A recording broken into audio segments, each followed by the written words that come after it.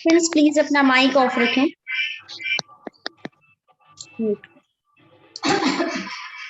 Sir आपको चल रहा है क्या? हाँ, किसका चल रहा है? रवि।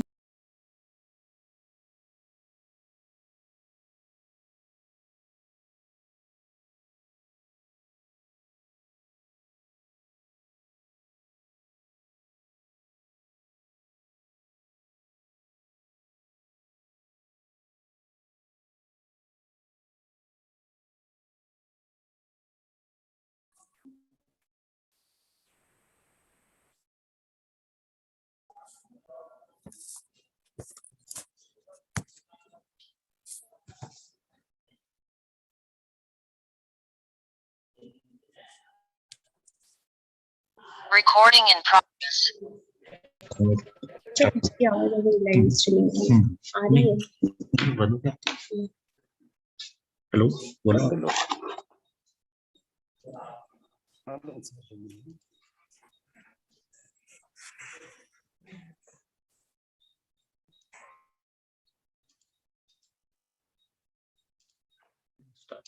इसको बाद में कर लेना।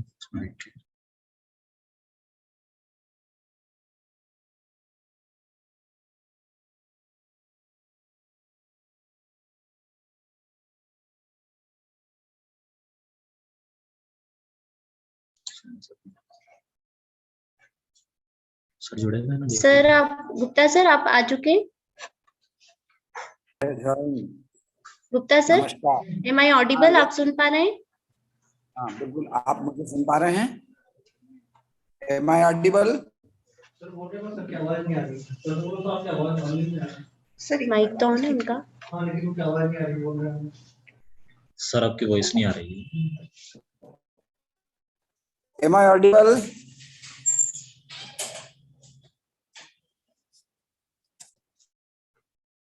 सर आपको आवाज आ रही है? मेरी आवाज आ रही है आपको? You are not audible sir. आपकी आवाज नहीं आ रही।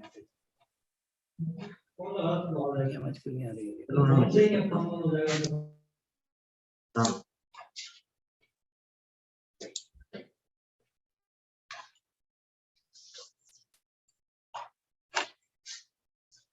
पार्टिसिपेंट्स आप सभी को आवाज आ रही है? आ रही है आवाज? हाँ आवाज आ रही है। इसमें आ रही है। Am I audible to you?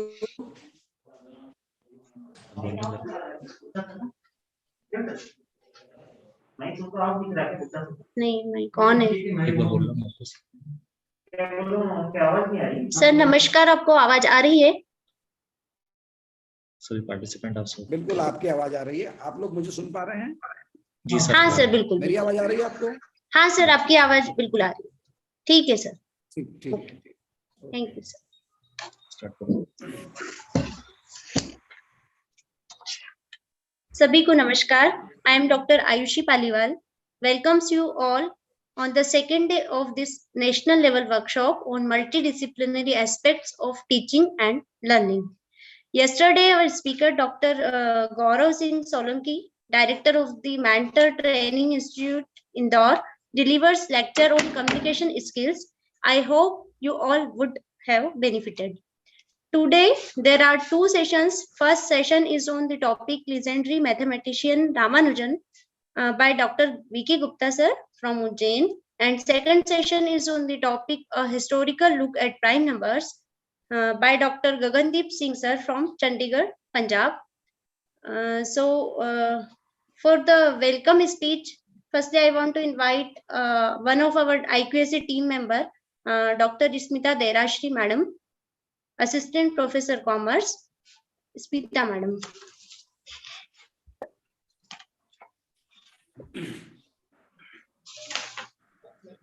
नमस्कार सभी को।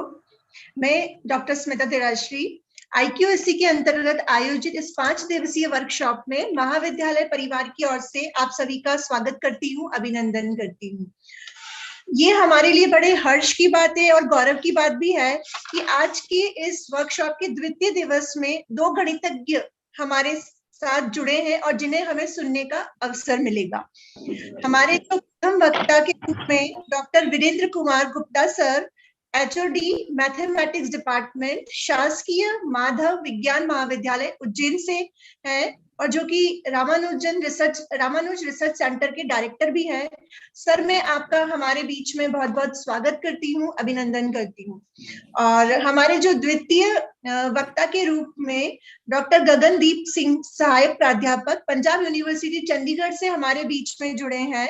सर, मैं आपका भी महाविद्यालय परिवार की ओर से स्वागत करती हूँ और ये आशा करती हूँ कि निश्चित ही आज का जो हमारा सेशन रहेगा, दोनों सेशन वो हमारे पार्टिसिपेंट्स के लिए बहुत लाभान्वित रहेगा। और मैं पुनः हमारे जो दोनों वक्ता हैं उनका बहुत बहुत स्वागत करती हूँ, अभिनंदन करती हूँ। धन्यवाद। Over to you Ayushi ma'am.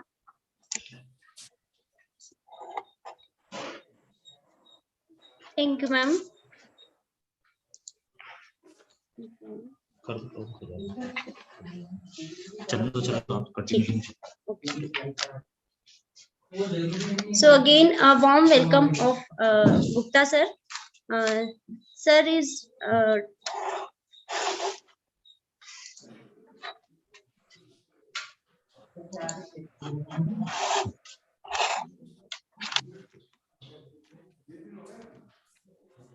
Dr. V.K. Gupta sir is professor and head of the Department of Mathematics, Government Madhav Science College, Ujjain, and sir is director of Ramanujan Research Center of Mathematics, Madhav Science College, Ujjain.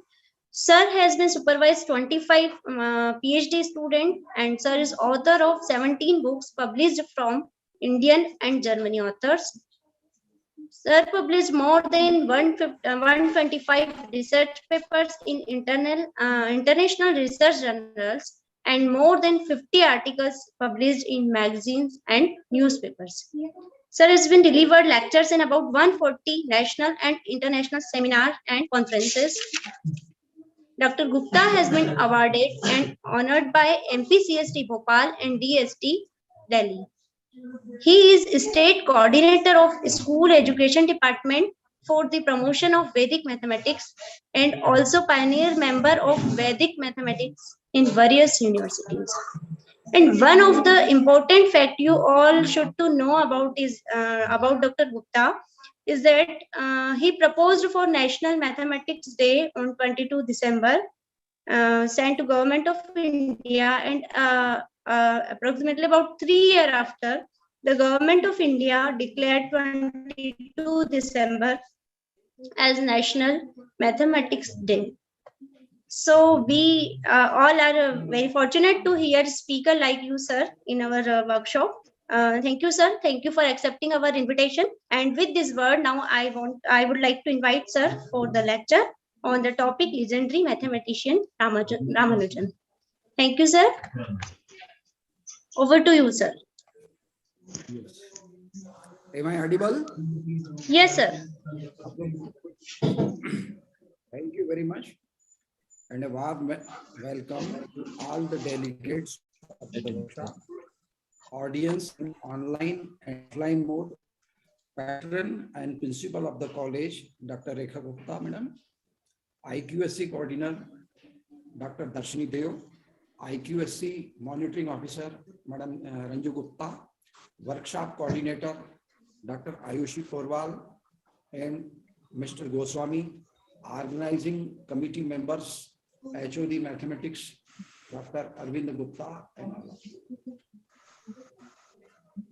It is a matter of great pleasure that the IQSC and Agar College has selected the topic multidisciplinary aspects of teaching in learning, because this topic becomes more important in the time of Corona, when the traditional and conventional method of learning and teaching, that is chalk blackboard, is almost blocked.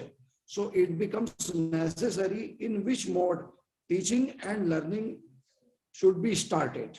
So at this point, this 5-day national is very important. I congratulate all organizing committee and other college members for choosing such a nice and important topic. As you know, education is considered as purest process in Indian culture. Knowledge is considered as purest procedure in Bhagavad, and discipline is considered as holiest procedure in Mahabharata. भारतीय संस्कृति ज्ञान एवं विद्या बुद्धि को केंद्र में रखकर, इन तीनों आयामों को केंद्र में रखकर राष्ट्रीय शिक्षा नीति नेशनल एजुकेशन पॉलिसी 2020 का गठन किया गया। The national education policy 2020 is the first education policy of the 20th century, in which the policy found keeping in center the Indian culture and heritage. The Indian education system produced great scholars and mathematicians such as Aryabhatta, Varahamir, Bhaskaracharya, Brahmagupta, Ramanujan, Bharatiya, who made tremendous contribution to world knowledge in various fields such as mathematics, astronomy, medicine, physics, chemistry, particle physics, ICT, computer science, and so on. I am sure that the policy will truly shape our next generation.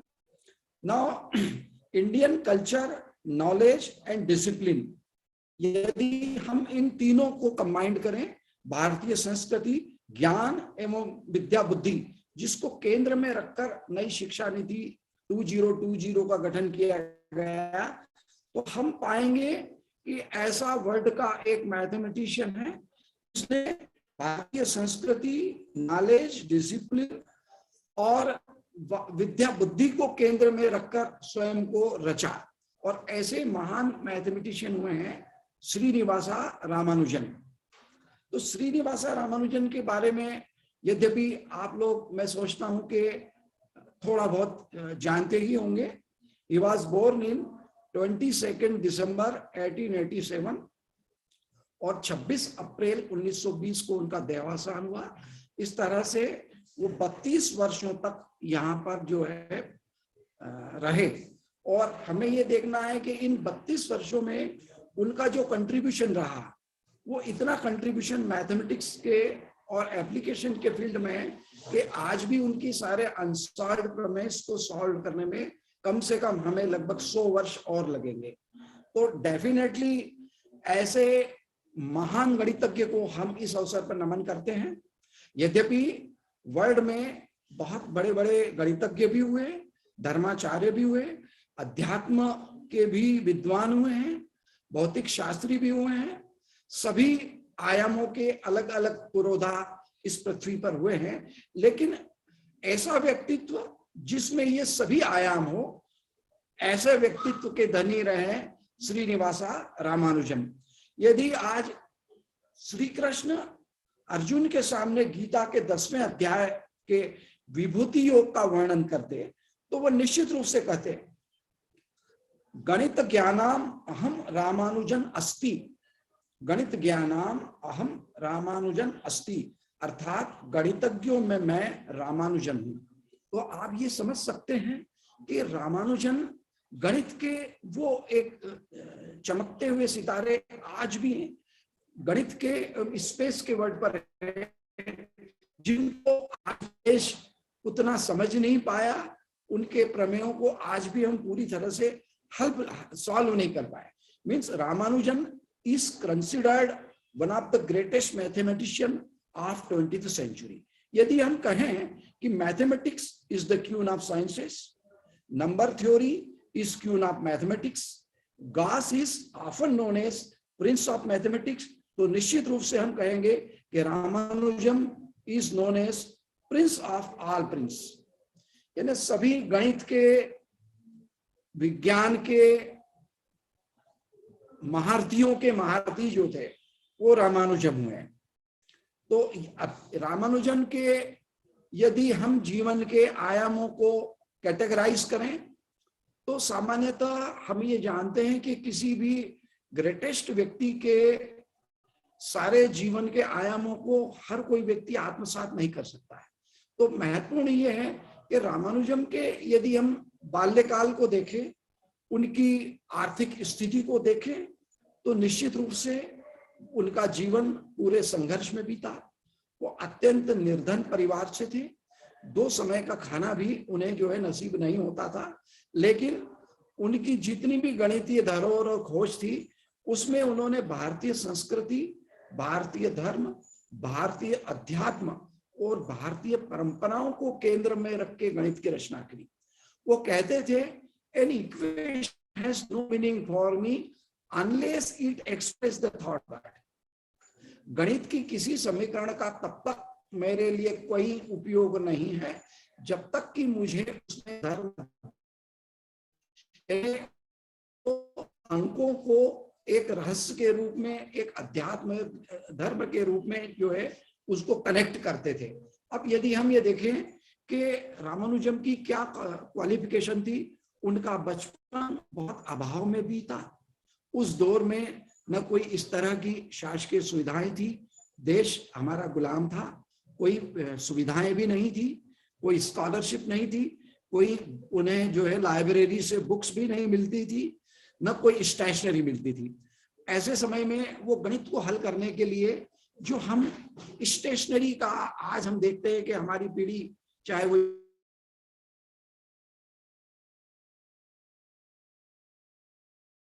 बहुत अधिक दुरुपयोग होने लग गया है।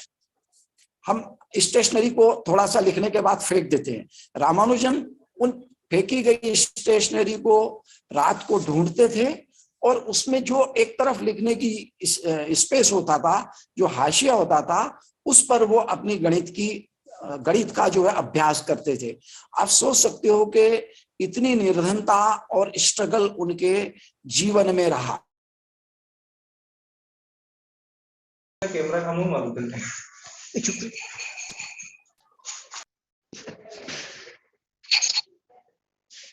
Am I audible? मेरी आवाज आ रही है आपको?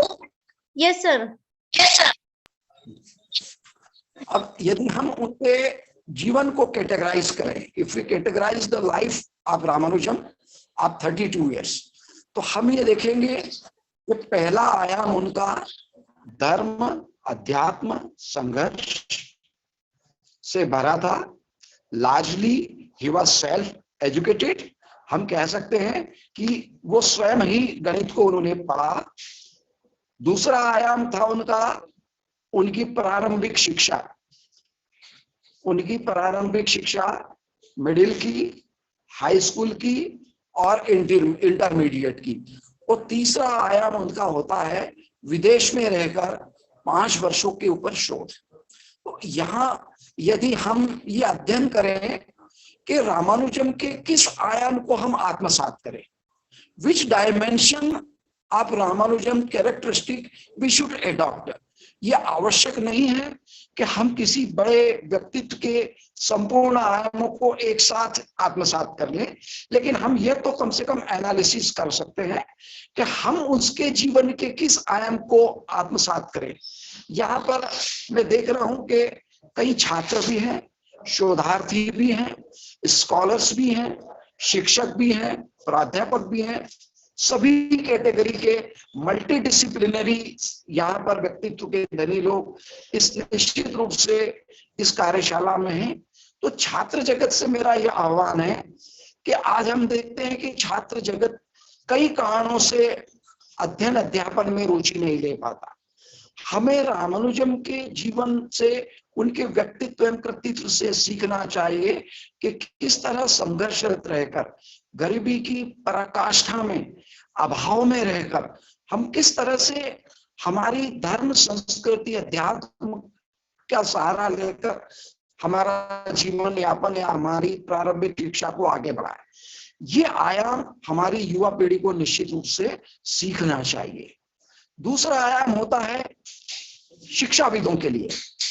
शिक्षाविदों ने, यद्यपि हम ये जानते हैं कि भारत सरकार ने 2012 में नेशनल मैथमेटिक्स डे डिक्लेयर किया है और लगभग 1 दशाब्दी जो है इसको घोषणा की हो चुकी है।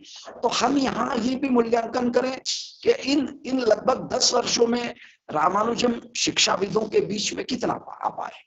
तो यहाँ पर हम ये बड़े गर्व से कह सकते हैं कि हमारी जो राष्ट्रीय एजुकेशन पॉलिसी 2020 है उसमें भारतीय गणितज्ञ, भारतीय धरोहर और भारतीय संस्कृति को केंद्र में रखकर जिसे रचा एवं गढ़ा है, उसमें रामानुजन हमारी राष्ट्रीय शिक्षा नीति में है।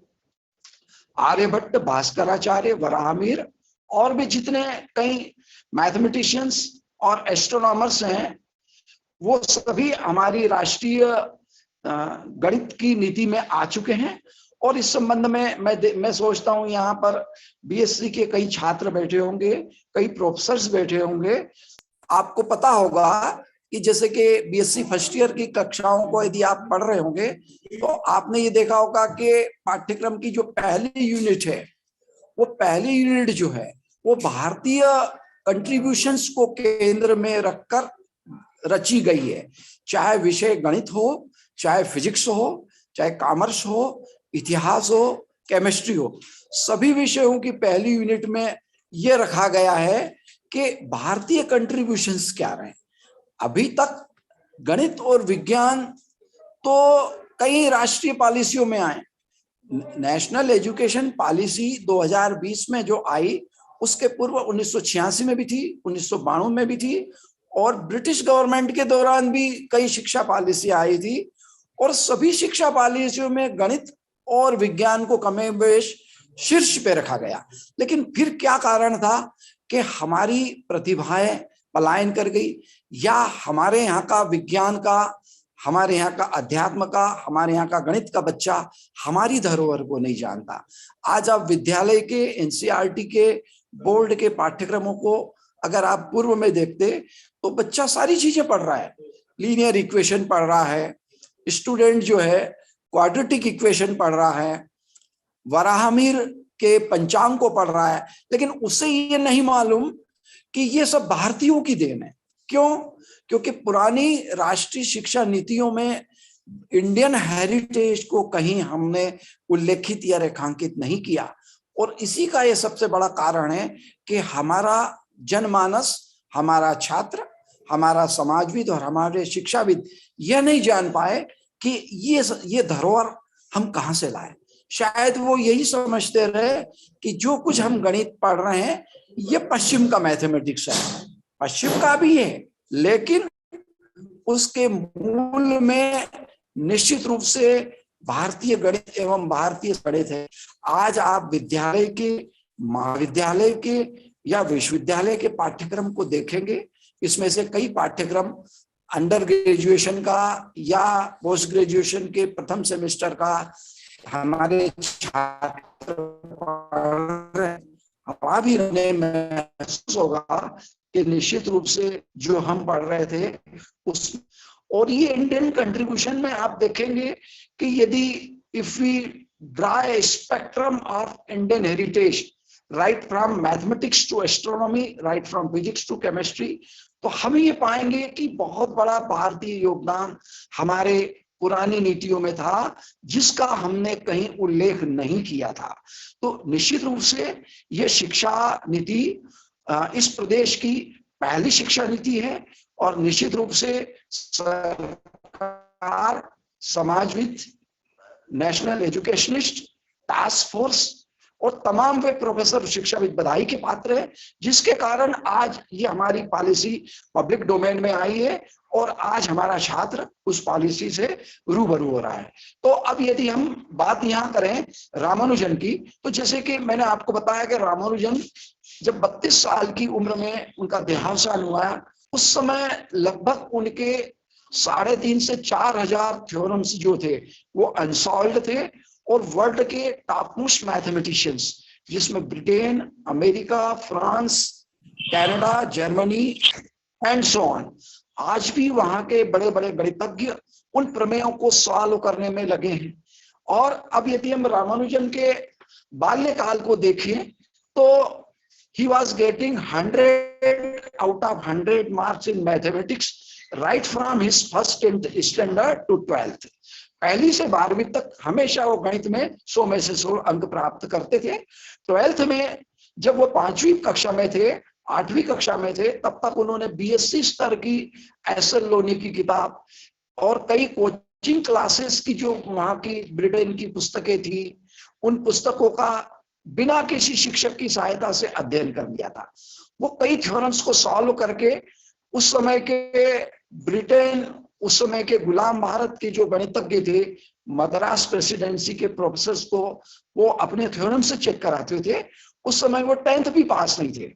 और यू विल बी सरप्राइज कि उस दौर के गणितज्ञ, भारतीय गणितज्ञ जो थे, वो उनके प्रमेयों को, उनके गणित के कार्यों को समझ नहीं पाते थे।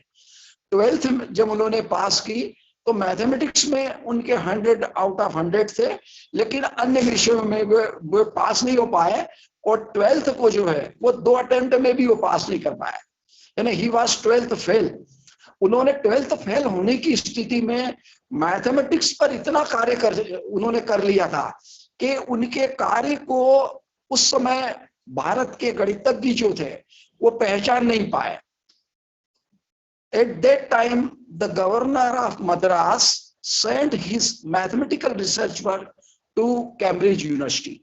Cambridge University में लगभग 132 पृष्ठों के उनके गणित के प्रमेय, जो अलग अलग गणित की विधाओं के ऊपर थे, जो हस्तलिखित थे, और साथ ही वो जो पेजेस थे वो रफ पेजेस थे, वही वहां हाथ के लिखे हुए थे, जिनके दूसरी तरफ कुछ अन्य रफ कार्य किया गया था। ऐसे 132 पेज के उनके बहुत सारे थ्योरम्स जो हैं वो ब्रिटेन में भेजे गए। और उसके साथ उन्होंने एक लेटर लिखा कि I am Indian Ramanujam, 12th fail, I have done some mathematical research work related to my research, you please check. उन्होंने अपना परिचय दिया कि मैं 12वीं फेल हूं। चूंकि वो काफी गरीब की स्थिति में थे, तो उन्होंने मद्रास पोस्ट ट्रस्ट के ऊपर एक जहाज के ऊपर 20 रुपए प्रति माह की नौकरी कर ली थी। एक क्लर्क की नौकरी, एक अकाउंटेंट की नौकरी उन्होंने कर ली थी, और वहीं पर शिप पर बैठकर वो गणित का कार्य करते थे। और उन्होंने लिखा कि मैं 12वीं फेल हूं, कृपया मेरे इस गणितीय कार्य को आप इसका परीक्षण कीजिए, इसे जांचिए। तो सबसे पहले जब उनका कार्य आया तो कई ब्रिटेन के बड़े बड़े मैथमेटिशियंस ने देखा कि ये 12th फेल स्टूडेंट ये क्या इसका कर पाएगा, और निश्चित रूप से इसने हाथ से लिखा है, 12वीं फेल है, एक क्लर्क है, तो nobody was going to examine the research work of Ramanujan in Cambridge university. उन्होंने देखा, उन्होंने फेंक दिया। उस समय के जो ब्रिटेन के बड़े बड़े मैथमेटिशियंस थे, जिसमें लिटिलवुड, वाटसन, ये ऐसे बड़े बड़े गणितज्ञ थे, हिल्बर्ट, जिन्होंने उसको एग्जामिन नहीं किया। एक ब्रिटेन के बहुत बड़े गणितज्ञ थे जिनका बाद में रामानुजम के जीवन के ऊपर बहुत प्रभाव पड़ा, और वो कैम्ब्रिज यूनिवर्सिटी में प्रोफेसर थे। उनका नाम आप जानते होंगे, प्रोफेसर G.H. हार्डी। कि जब भी हम रामानुजम का जिक्र करें तो निश्चित रूप से हार्डी का जिक्र स्वतः हो जाता है। हार्डी जी ने उन 132 पेजेस के उनके जो कागज थे हस्तलिखित, उनको पढ़ा, थोड़ा सा देखा। रात के समय उन्हें लगा कुछ समझ में नहीं आ रहा है, उन्हें ऐसा लगा कि कुछ कार्य नया है, कुछ कार्य हो चुका है, लेकिन ये क्या है। उन्होंने उसको रात को फाड़ के डस्टबिन में फेंक दिया। प्रोफेसर हार्डी ने रामानुजम के हस्तलिखित प्रश्नों को फेंक दिया। फिर उन्होंने देर रात को ऐसा महसूस किया कि इसमें से कुछ कार्य ऐसा है जो शायद अभी वर्ल्ड में मैथमेटिक्स के फील्ड में नहीं हुआ है। They again joined the papers. उन्होंने उन पेपर्स को फिर ज्वाइंट किया और उनको पढ़ा, तो उन्हें लगा कि जो कार्य ये 12वीं फेल छात्र भारत का कर रहा है वो तो कहीं वर्ल्ड में नहीं हुआ है, और जो कुछ कार्य अभी इन्होंने इतना अधिक बड़े पैमाने पे किया है वो ब्रिटेन में बहुत थोड़े से पैमाने पर हुआ है। तो हार्डी ने उनके जीनियस को, उनकी प्रतिभा को पहचान लिया। And Hardy wrote a letter to Madras presidency that this clerk or this 12th fail student should be sent to Cambridge University. उन्होंने वहां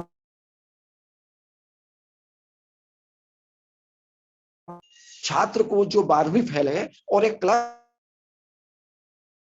बुलवाया जाए, हम इसको यहाँ पर शिक्षा देना चाहते हैं. But the main problem was is that at any university, Cambridge विश्वविद्यालय की डिग्री आवश्यक होती थी. रामानुजम 12वीं फेल थे, इसलिए एक बहुत बड़ी नियमों की समस्या आई. लेकिन यूनिवर्सिटी के जो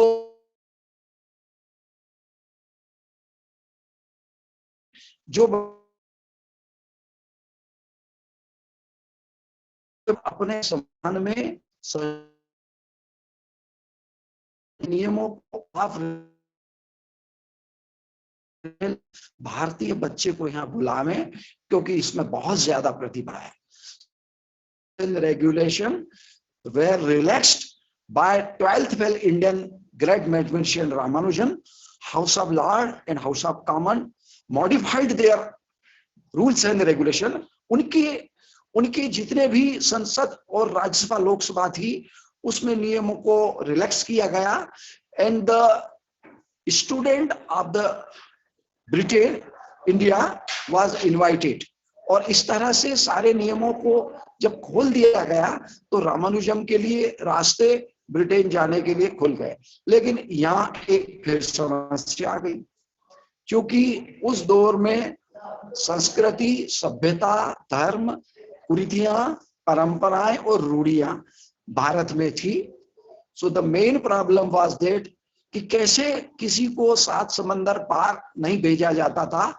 इस तरह की कुछ रूढ़ियां, कुरीतियां उस समय भारत में हुआ करती थी. लेकिन उसके परिवार के सदस्यों ने ये सारी जो बैरियर्स थे, इन बैरियर्स को रिलैक्स किया. And Ramanujan was invited in Cambridge university. 1914 में रामानुजन कैम्ब्रिज विश्वविद्यालय में आ गए. उसके पहले यदि हम देखें कि जब वो 8वीं फेल और 12वीं फेल थे, तब उन्होंने क्या क्या कार्य कर लिए. यदि हम उनके कैम्ब्रिज में जाने के पहले 5th क्वालिफाइड या 8th क्वालिफाइड या 10th क्वालिफाइड स्टूडेंट के रूप में उनके कार्य का हम अवलोकन करेंगे, तो हम ये पाएंगे कि रामानुजन ने भारत में रहकर उस दौर में जब उनके पास कोई खास गणित की डिग्री नहीं थी, 5वीं 8वीं पास थे, तब भी उन्होंने गणित के फील्ड में ऐसे कार्य कर लिए थे कि जिनको इंडियन मैथमेटिकल सोसाइटी ने शोध पत्र के रूप में प्रकाशित किया. उनकी बहुत बड़ी बड़ी ऐसी समस्याएं गणित के फील्ड में थी जो लगभग 2500 वर्ष पुरानी गणित की समस्याएं थी, जो यूनान और ग्रीस भी उन समस्याओं को सॉल्व नहीं कर पाए थे. ऐसे गणित के क्षेत्र में 3 बड़ी बड़ी समस्याएं थी, और वो 3 ज्योमेट्री की जो प्रॉब्लम्स थी 2500 वर्ष पुरानी. वो पहली प्रॉब्लम थी स्क्वेयरिंग ए सर्कल, दूसरी प्रॉब्लम थी डबलिंग ए क्यूब, और तीसरी प्रॉब्लम थी ट्राइसेक्टिंग एन एंगल. ये ज्योमेट्री की वो प्रॉब्लम थी जिनको हम कंपास बॉक्स या स्केल की सहायता से हमें सॉल्व करना था. तो इनमें से जो स्क्वेयरिंग ऑफ सर्कल की जो प्रॉब्लम थी, वो प्रॉब्लम 2500 वर्ष पूर्व से लेकर 19वीं शताब्दी के अंत तक भी ब्रिटेन और जर्मनी के, हॉलैंड के जो मॉडर्न मैथमेटिशियंस थे वो सॉल्व नहीं कर पाए थे. बट रामानुजम ने स्क्वेयरिंग सर्कल की जो प्रॉब्लम सॉल्व की, उससे आज मॉडर्न मैथमेटिक्स में ट्रांसीडेंटल नंबर थ्योरी और इरेशनल नंबर थ्योरी का उद्गम हुआ है. तो आप देखेंगे कि किस तरह से, चूंकि यह मैं सोचता हूं कि यहाँ पर ऑल द डिसिप्लिन्स के पार्टिसिपेंट्स हैं. मैं सोचता हूँ साइंस, आर्ट्स, कॉमर्स सभी डिसिप्लिन के हैं, तो बहुत ज्यादा गणित में हम नहीं जाएंगे, है ना.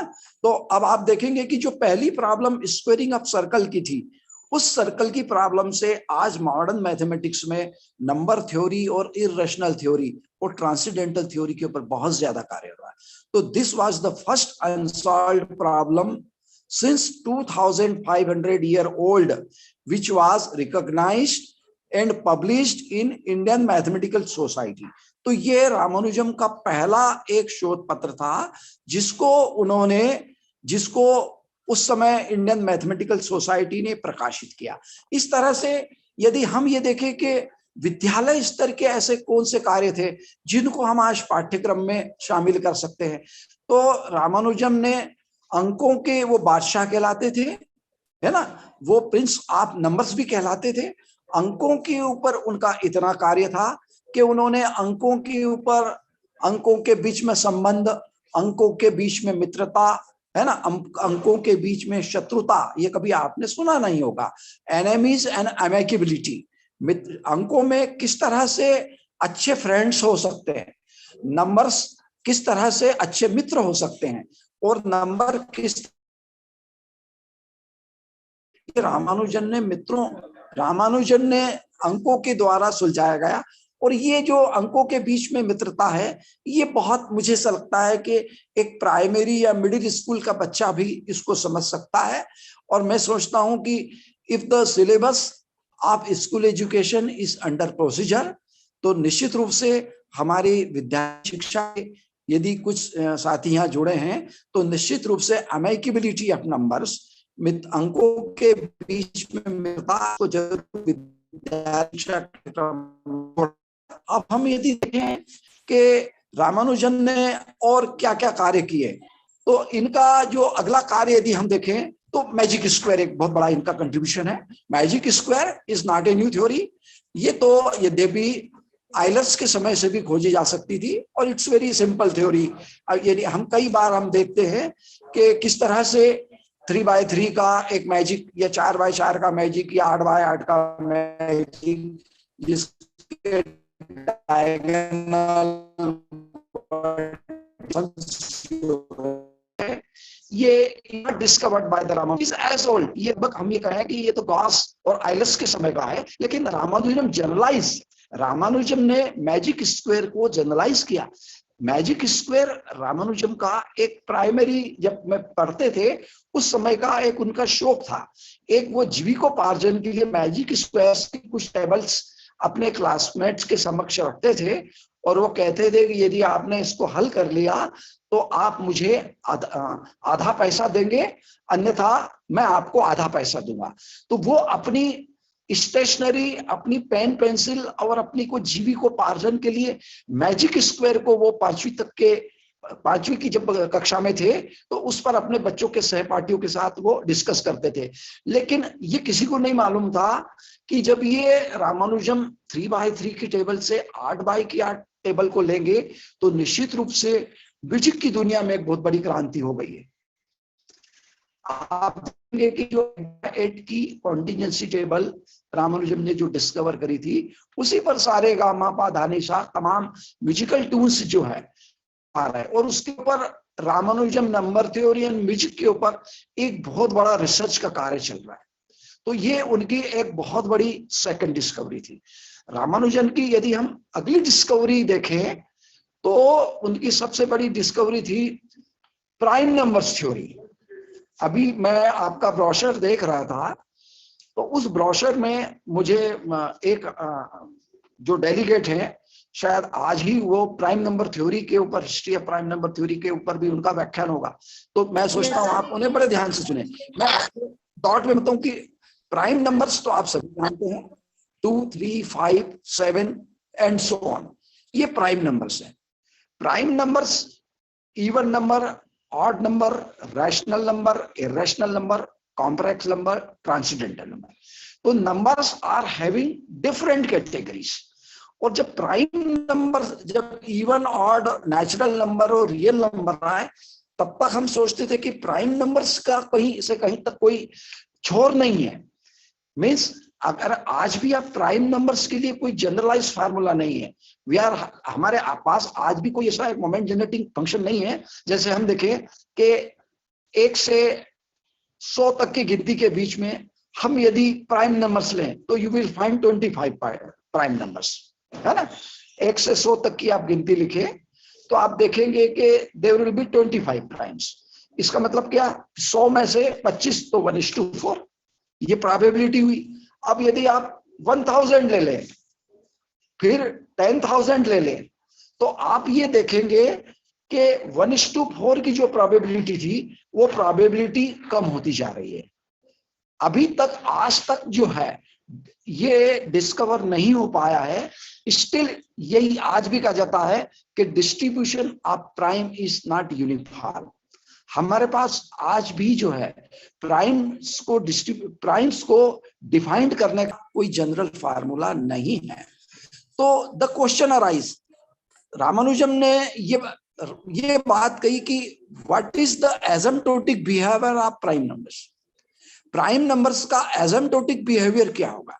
एसिम्प्टोटिक बिहेवियर यानी हम यहां देख रहे हैं कि 1 से 100 के बीच में जो है प्रोबेबिलिटी 1:4, जैसे जैसे हम आगे जाएंगे, है ना, 167, 1229 एंड सो ऑन, तो यदि हम 10 एंड पावर्स ऑफ 10 के रूप में, यद्यपि ये काम जो है आइलर ने किया था, है ना, उन्होंने क्या किया कि 10 और 10 की पावर्स में प्राइम नंबर्स निकाले और उनका स्टैटिस्टिकल बिहेवियर निकाला, है ना।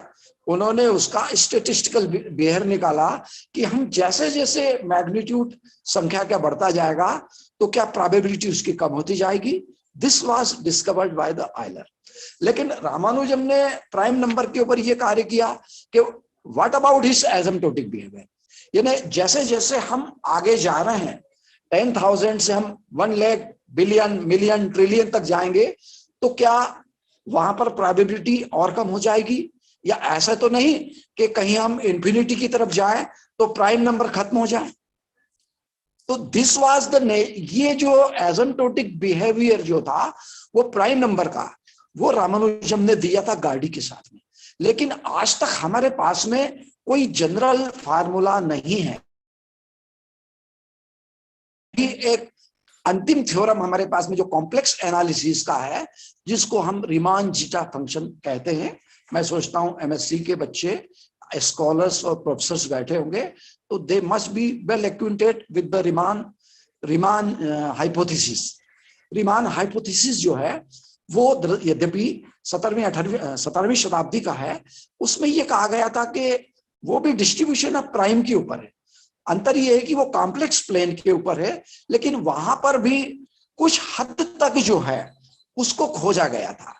अब यदि हम, आप लोग यदि एमएससी के छात्र हैं, एमएससी के छात्र मैं सोचता हूं कि समझते होंगे, यानी हार्डी ने एक, जब फर्स्ट वर्ल्ड वॉर हो रहा था तो हार्डी ने यह कहा कि उन्होंने क्लेम किया कि मैं रीमान जीटा फंक्शन या रीमान हाइपोथेसिस को मैंने खोज लिया है, और उन्होंने ये क्लेम किया। तो निश्चित रूप से उन्होंने जब वर्ल्ड मैथमेटिकल सोसाइटी के पास में जब ये कहा कि मैंने रीमान जीटा फंक्शन या रीमान हाइपोथेसिस को मैंने कंप्लीट कर लिया है, तो तब उसके ऊपर बहस हुई, और बहस होने के बाद में ये पॉइंट आया कि 50% उन्होंने उसके ऊपर कार्य किया है। जब रामानुजम को ये पता लगा कि हार्डी ने ये क्लेम किया है कि he had generalized and discover the Riemann zeta function और रीमान हाइपोथेसिस, तो उन्होंने प्राइम नंबर के ऊपर पहली चिट्ठी जो थी वो हार्डी को लिखी थी।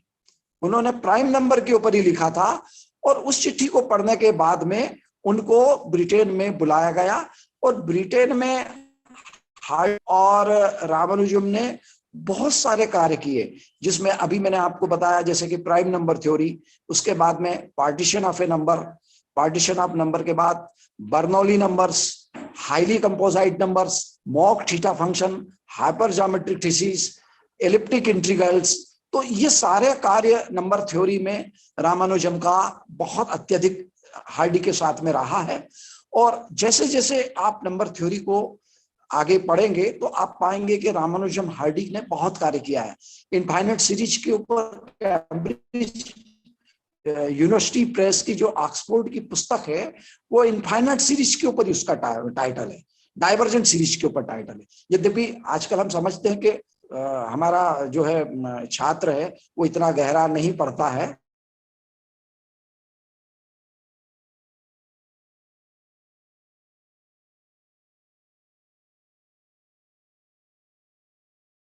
साथ साथ में अन्य को भी निश्चित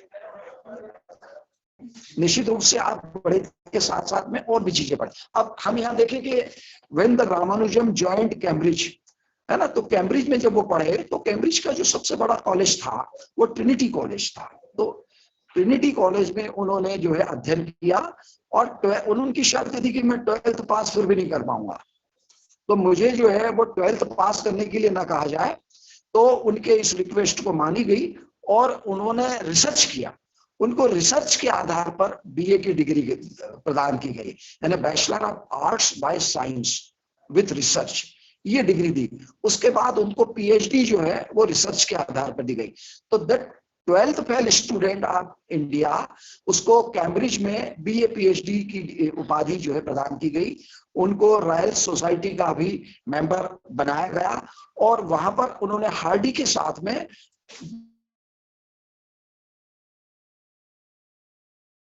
गणित के फील्ड पर उन्होंने रिसर्च करी। और वो रिसर्च वो जब उन्होंने कैम्ब्रिज में कहा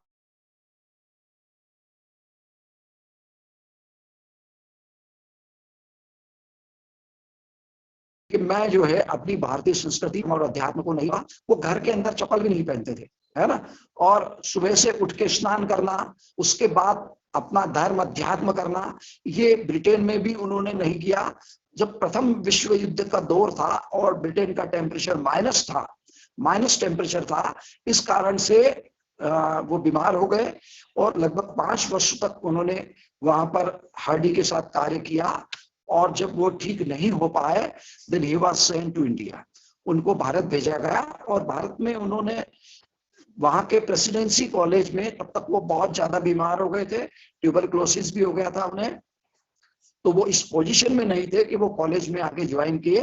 तो उनको घर पर आकर जो है समय तक अपने बेड पर रहे, तब तक भी वो गणित का कार्य करते रहे। जब वो इस पोजीशन में नहीं थे तो वो बिस्तर के ऊपर लिखते जाते थे। पत्नी जो है वो एक चमड़े के बक्से के अंदर वो कागज जिनके लिखे हुए डालती जाती थी। वो उठने की पोजीशन में नहीं थे, वो पूर्णतः बीमार पड़ चुके थे। और उन्होंने अपनी मृत्यु के कुछ दिन पहले जो शोध पत्र लिखा, वो शोध पत्र जो है मेडिकल साइंस की दुनिया में उसके बहुत चमत्कार हो रहे। और वो mock theta function was the last research paper and the best research paper of Ramanujan, which has and had a number of application in every field including medical science. तो रामानुजम का जो लास्ट रिसर्च पेपर था, जो best research paper था, वो उन्होंने अपनी बीमारी की स्थिति में उसको लिखा। उन्होंने बीमारी की स्थिति में उस शोध पत्र के ऊपर उन्होंने बहुत कार्य किया और उसके ऊपर आज भी कार्य चल रहा है। इस तरह से यदि हम यह अवलोकन करें कि रामानुजम के गणितीय शोध कार्य का, तो हम पाएंगे कि एक प्राइमरी स्कूल के बच्चे से लेकर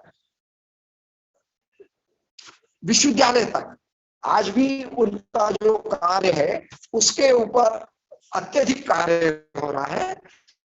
और आज भी उनका लगभग 40 से 45% रिसर्च कार्य जो है वो अनसॉल्व्ड है और उसके ऊपर वर्ल्ड के बड़े बड़े मैथमेटिशियन कर रहा है। So at this times it becomes necessary and include the work of Ramanujam primary education to research.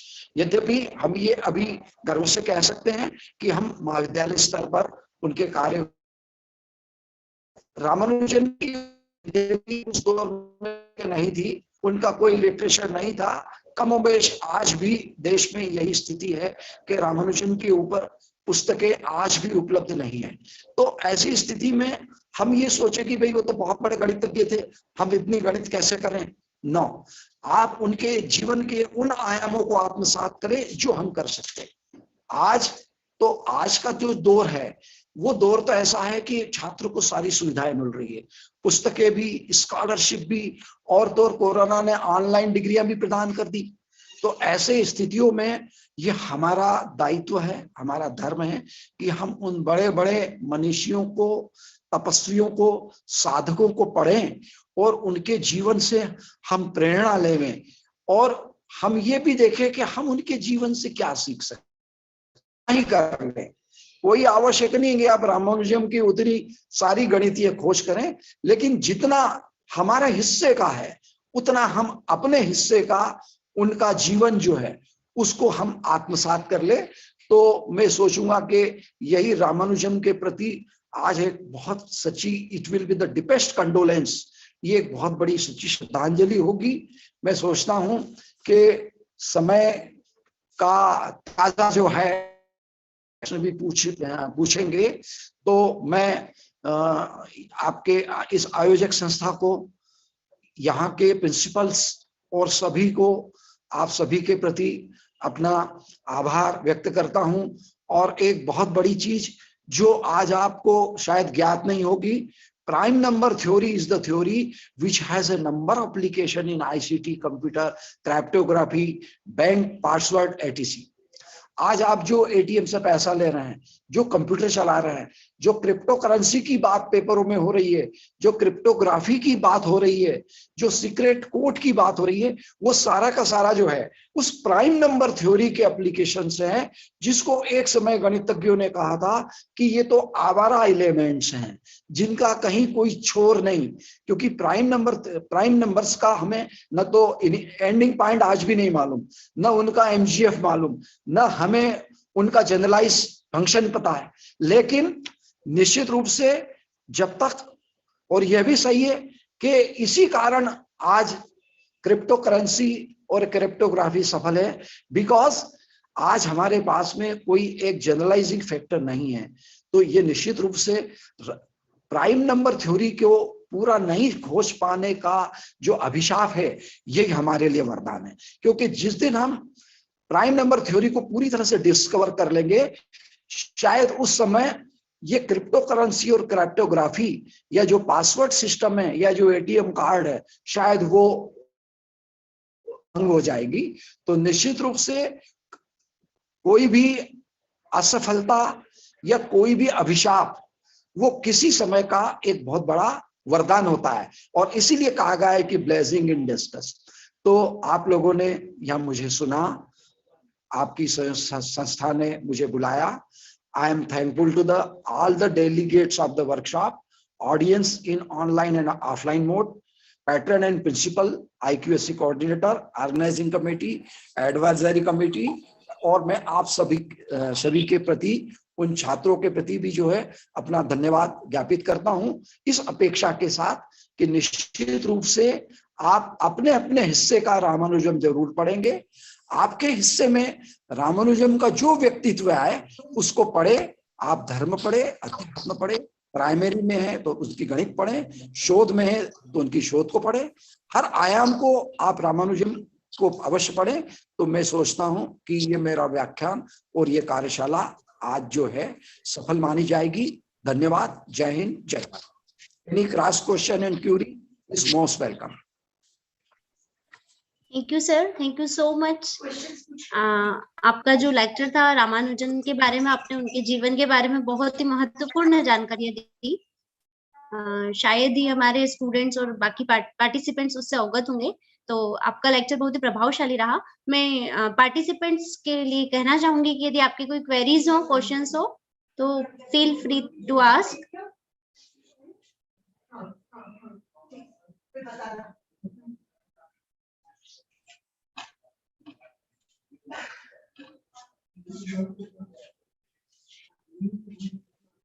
कुछ प्रश्न तो भाई कुछ, हाँ, यदि आप लोगों ने सुना है तो जो रामानुजम के बारे में आपको समझ में आया या जो समझ में नहीं आया, all questions are welcome and invited. तो हमें लगेगा कि भाई आप लोगों ने कुछ सुना है।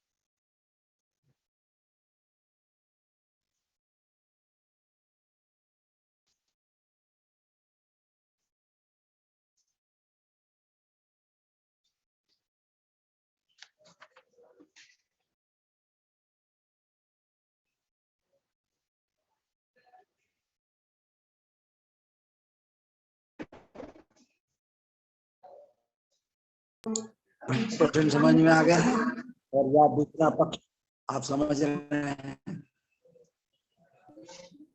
सर एक क्वेरी मेरी ही थी। सर आपने जो सर मुझे आप बता रहे थे कि जो रामानुजन का जो लास्ट रिसर्च पेपर था उसका मेडिकल क्षेत्र में अभी आगे भी मतलब उसको काम में लिया जा रहा है। आप उसके बारे में थोड़ा बता पाएंगे कि वो क्या किस विषय पे लिखा गया है? लास्ट रिसर्च पेपर जो रामानुजम का था वो उन्होंने 12 जनवरी 1920 को कंप्लीट कर लिया था, जब वो जो है पूरी तरह से बीमार हो चुके थे और ऐसा लग रहा था कि वो ज्यादा समय उनका नहीं है। वो लास्ट रिसर्च पेपर जो था वो मॉक थीटा फंक्शन था। मॉक मीन्स फॉल्स, है ना, मॉक का मतलब होता है झूठा। तो फॉल्स थीटा फंक्शंस जो थे वो तो यद्यपि 20वीं शताब्दी पर भी उसके ऊपर अमेरिका ब्रिटेन में कार्य हुआ था। फॉल्स थीटा फंक्शन क्या है कि चूंकि यहाँ पर ये ज्यादा अधिक उच्च लेवल का रिसर्च है, तो some functions that comes during some mathematical problems and they got disappear, कि कुछ ऐसे गणित के सूत्र होते हैं जिनको हम मॉक थीटा फंक्शन कहते हैं, वो हमारी गणना में कुछ समय तक रहते हैं, उसके बाद जैसी गणना आगे जाती है वो डिसअपियर हो जाते हैं, दूसरा फंक्शन आ जाता है। और जब दूसरे गणितीय फंक्शन को हम सॉल्व करते हैं तो वो विलुप्त हो जाता है। हम इनको कह सकते हैं कि these are in the form of virtual functions. ये एक आभासी या काल्पनिक थीटा फंक्शंस होते हैं।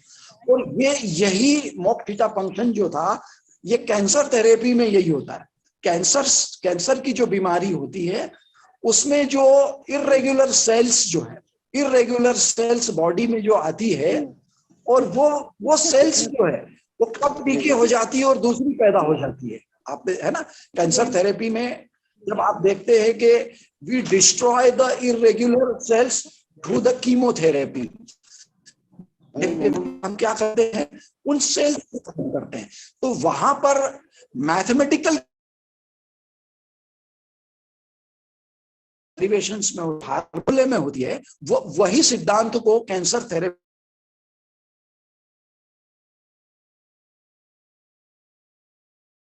कॉन्फ्रेंस अमेरिका में हुई थी। उस अमेरिका की कॉन्फ्रेंस में यह चीज अंतिम शोध कैंसर थेरेपी में बहुत यूजफुल है। Other question?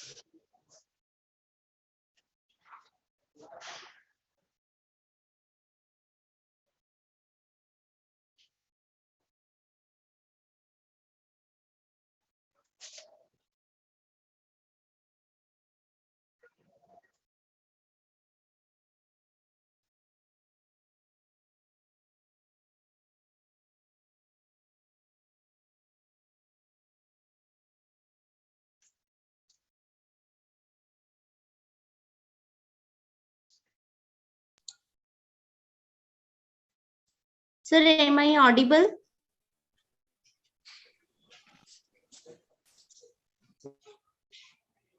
Yes. Sir, हाँ कुछ network. Mr. Anil Yadav is extending the hand. Your question is welcome. Sir, thank you so much for answer my question. Now Anil Yadav, please ask your Okay. question.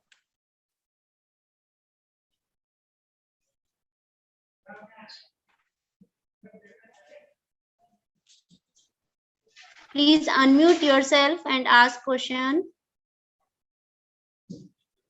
आप chat box में भी अपने message drop कर सकते हैं, कोई question आप पूछ नहीं पा रहे हैं तो।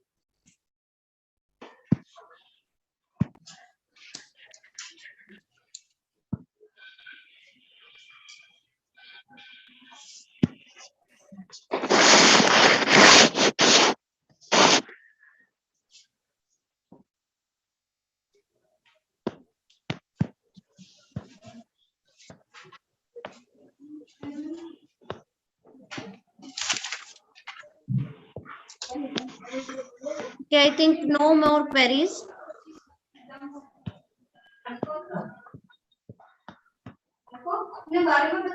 ठीक है, यदि किसी को कोई क्वेरी नहीं है तो मैं सर आपको बहुत बहुत धन्यवाद करना चाहूंगी आज के लेक्चर के लिए। चल था Yes. आयुष मैडम सर सुन पा रहे हैं? Magic number sir yes sir, बताइए। You can ask. एक मेरा क्वेश्चन था सर से। कौन? Ayushi madam, Ayushi madam, ji chat box में कुछ प्रश्न आए हैं, आप देखिए। सर नमस्कार, doctor Rekha Kaushal. Hello sir, chat box एक में मेरा भी कुछ लोगों क्वेश्चन था ने, सर। हाँ बताइए, आप प्रश्न पूछिए भैया। सर नमस्कार, मैं डॉक्टर रेखा कौशल बोल रही हूँ। जी हाँ, नमस्कार। हाँ सर, हाँ बताएं।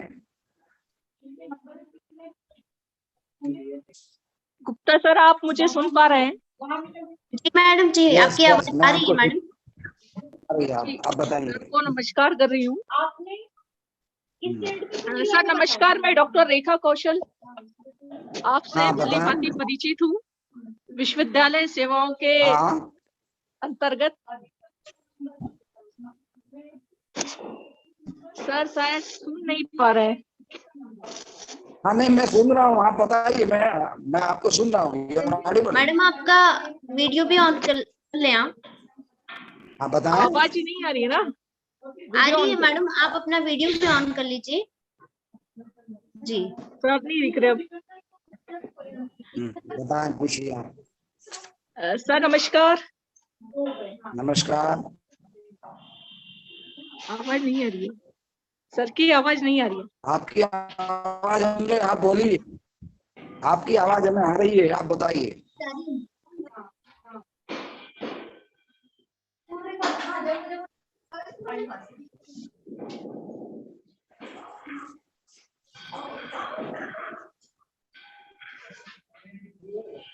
मैडम कुछ प्रश्न थे चैट बॉक्स में, आप देखिए मैडम। एक बार आया था एक प्रश्न, किसी ने कुछ पूछा है। यस यस यस मैडम, मैं सर के सामने वही पढ़ने जा रही थी। सर पूछा गया है क्वेश्चन चैट बॉक्स में कि आयुष मैडम, रामानुजन मेरा भी का क्वेश्चन था। मैजिक। हाँ सर, एक मिनट लेते हैं, पहले ये चैट बॉक्स का एक क्वेश्चन मैं पढ़ रही थी। पूछिए सर पूछिए, बताएं। Please tell us about Ramanujan magic number, ये क्वेश्चन पूछा गया है सर। कि मैजिक स्क्वायर क्या है, कि मैजिक स्क्वायर तो हम माने कि 17वीं शताब्दी का है ना। आयलर ने, आपने देखा होगा कि 3x3 की जो टेबल होती है, जिसमें हम कुछ इंटीजर्स डालते हैं, और हम अक्सर कहते हैं कि भाई एक पहेली है जिसका वर्टिकल, हॉरिजॉन्टल एंड डायगोनल जो मतलब सम होता है वो कांस्टेंट होता है। ये तो आपने देखा होगा ना, 3x3 की जो कॉन्टिजेंसी टेबल होती है। तो Ramanujan this 3x3 table to 8x8, यानी 8x8 की एक, हम यदि एक टेबल बनाए और उन टेबलों में इंटीजर्स को रखें, और इंटीजर्स को रखने का जो तरीका था रामानुजन का, वो अरिथमेटिक प्रोग्रेशन और ज्योमेट्रिक प्रोग्रेशन के आधार पर। वो केवल एक अपने जीविकोपार्जन के लिए इस तरह का मैजिक स्क्वायर वो करते थे। तो यहाँ पर मैजिक स्क्वायर जो है, उसका वो एक बहुत बड़ी रिसर्च नहीं थी रामानुजम की। ये तो हमने बताया कि Ramanujan magic square and music, इसके ऊपर संगीत की दुनिया में कायम हो रहा है, क्योंकि जो 8x8 की टेबल थी उसके परम्यूटेशन कॉम्बिनेशन जो है वो सारे का मपा धनिशा से उन्होंने बनाए। तो magic square it is a 8x8 contingency table whose vertical, horizontal and diagonal sums are constant when the elements are kept in the form of integers, positive integers. Any more questions? Thank you sir, thank you for your answer. एक question और chat box में डला हुआ है, रामानुजन की अंत बताएं। अनंत प्रमेय कौन सी है? Sir one more question in chat box, that is Ramanujan की यहाँ अनंत प्रमेय कौन सी है? अंत या अनंत कौन सी पूछना चाह रहे हैं?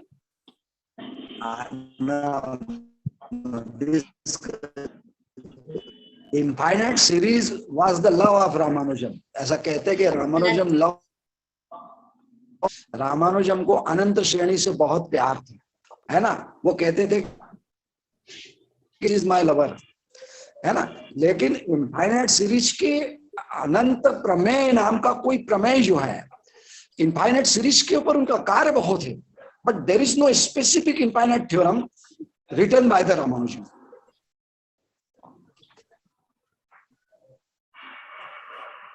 Next question. हाँ सर, एक मेरा क्वेश्चन था। हाँ नमस्कार सर। नमस्कार। मैं यही कॉलेज से हूँ, Ravindra Goswami, assistant professor of history. मेरा क्वेश्चन था सर, वो पूरा मैंने सुना आपका। एक इनका केस था, में आती थी नमक्कल जो थैयर, ऐसा कुछ नाम था। तो वो देवी वाला वो ड्रीम्स में आती थी और बताती थी, उसका कुछ एस्पेक्ट बताएंगे सर, और डिटेल थोड़ा सा। ऐसा है कि जैसे मैंने अभी रामानुजम की, यद्यपि ये सही है कि रामानुजम की जो देवी थी वो नामगिरी देवी थी, जी जी सर। हर पुराने समय में या आज के समय में सभी हिंदू समाज में या सनातन समाज में कुलदेवी होती है। तो रामानुजम की जो कुलदेवी थी वो नामगिरी देवी थी, जो मद्रास में नामक्कल एक जगह है, वहां से 300 किलोमीटर। चूंकि उनका जो पूरा परिवार था वो उस कोई भी कार्य करने के पहले उस देवी को पूछता था। ब्रिटेन भी गए वो, या आरंभिक शिक्षा हुई, उनका सनातनी संस्कार हुए। तो चूंकि मैंने जैसे आपको बताया कि वो परिवार धर्म अध्यात्म और संस्कारों का परिवार था, ये उनकी कुल देवी थी। उस कुल देवी को कोई भी कार्य करने के पहले वो पूछते थे। आप और क्या पूछना चाह रहे हैं? हाँ वही मैंने कहा सर, उनके ड्रीम्स में बोले वो आती थी और वो इंस्पायर जी जी। यद्यपि ऐसा कहा जाता था कि उनके ड्रीम में वो नामगिरी देवी और वो उनको कुछ फल बताती है ना। लेकिन मेरा ऐसा सोचना है, मेरा भी नहीं, ये गणितज्ञों का भी सोचना है कि deep down in the psyche of man there is store warm of thoughts in which surfaces whichever he is thinking in his end mode. हम जो कुछ सोचते हैं कि हम रात भर किसी विशेष टॉपिक के ऊपर मनन, अध्ययन, चिंतन और उसकी साधना कर रहे हैं, तो कई बार हमें वो ड्रीम्स में आ जाता है ना, हमें वो ड्रीम्स में आ जाता है। यद्यपि ड्रीम्स और नामगिरी देवी कोई ऐसे उन्हें थ्योरम बता देती है, इनकी कोई प्रामाणिकता तो नहीं हमारे पास में। हम ये कह सकते हैं कि बहुत गहरे हमारे अचेतन मन में, चूंकि उनके अचेतन मन में, उनके साइकी में गणित जो था, और निश्चित रूप से हम किसी साधक को जब पूछते हैं और बिल्कुल मेडिटेशन से पूछते हैं, तो ये एक साइंटिफिक है। यद्यपि मैं ऐसा नहीं मानता कि मतलब देवी उन्हें सपने में कोई गणित के प्रमेय जो है पढ़ाती थी या देती। जी thank you sir. Thank you sir, बहुत ही सरल शब्दों में आपने आज का लेक्चर हमको सुना हम लोगों ने। Now I would like to invite Dr. Arvind Kumar Sharma sir, Assistant Professor Mathematics, for formal vote of thanks. Over to you sir. Thank you so much Ayushi madam. आवाज आ रही है मेरी? Yes sir, you are audible. Yes sir. Audible. नमस्कार Gupta sir. नमस्ते भाई Sharma ji. Sir आपको हमेशा ही सुनना बहुत अच्छा लगता है सर, और रामानुजन के ऊपर करीबन मैं 10 लेक्चर आपके सुन चुका हूँ, और हर बार कुछ न कुछ नया उसमें मिलता है मुझे। तो मैं सर्वप्रथम सर गणित विभाग की ओर से हमारे सम्मानीय वक्ता डॉक्टर वीके गुप्ता सर का आभार व्यक्त करता हूं, जिन्होंने अपने व्यस्त कार्यक्रम से समय निकालकर हमारे वेबिनार की शोभा बढ़ाई और इसे नई ऊंचाइयां प्रदान की। आपने महान गणितज्ञ श्रीनिवास रामानुजन के जीवन, शिक्षा, शोध एवं अनुप्रयोग को अपने सरल शब्दों में मार्मिक चित्रण प्रस्तुत किया, जो हम सभी को प्रेरित एवं प्रोत्साहित करेगा, ऐसा मुझे आशा है। आपका हृदय से आभार, धन्यवाद सर। अब मैं हमारे महाविद्यालय की सम्मानित प्राचार्य डॉक्टर रेखा गुप्ता मैडम का आभार व्यक्त करता हूं, जिन्होंने वेबिनार को सफल बनाने के लिए हमेशा सहयोग प्रदान किया। साथ में मैं अपने वरिष्ठ प्राध्यापकों डॉक्टर सुशील कटारिया, डॉक्टर रंजू गुप्ता एवं डॉक्टर आशा सिसोदिया का भी आभार व्यक्त करता हूं, जिन्होंने सदैव मार्गदर्शन एवं सहयोग प्रदान किया। मैं इस वेबिनार से जुड़े हुए सभी प्रतिभागियों का भी आभार व्यक्त करता हूं, जिनकी सक्रिय भागीदारिता से यह संभव हो पाया। अंत में मैं वेबिनार को सफल बनाने के लिए IQAC coordinator doctor Darshani Dev, webinar coordinator doctor Ayushi Paliwal, doctor Ravindra Goswami sir का भी आभार व्यक्त करता हूं। साथ में मैं आयोजन समिति के समस्त सदस्यों, तकनीकी समिति के सदस्यों का भी आभार व्यक्त करता हूं। धन्यवाद। Thank you so much sir. Okay. Now I am leaving the meeting. Okay, thank you to all. Okay Okay, sir. Okay. Thank you so much. Thank you once Okay. again. Thank you, sir. Namaskar. Now I think our second speaker, Gagandeep sir, आप जुड़ चुके हैं? हाँ जी जी ma'am. Okay. Sir, namaskar. And on behalf of all the participants and our institution, I am Dr. Ayushi Paliwal, Assistant Professor Physics, welcomes you on our today's session. This is our second day of 5-day national level workshop, and you are invited for this. Firstly, very much thank you. आपने हमारा invitation accept किया और अपने व्यस्तम समय से हमें समय दिया. Dr. Gagandeep Singh sir is a UGC Assistant Professor at the Department of Mathematics, Punjab University, Chandigarh. Dr. Singh did his PhD from IIT Kharagpur.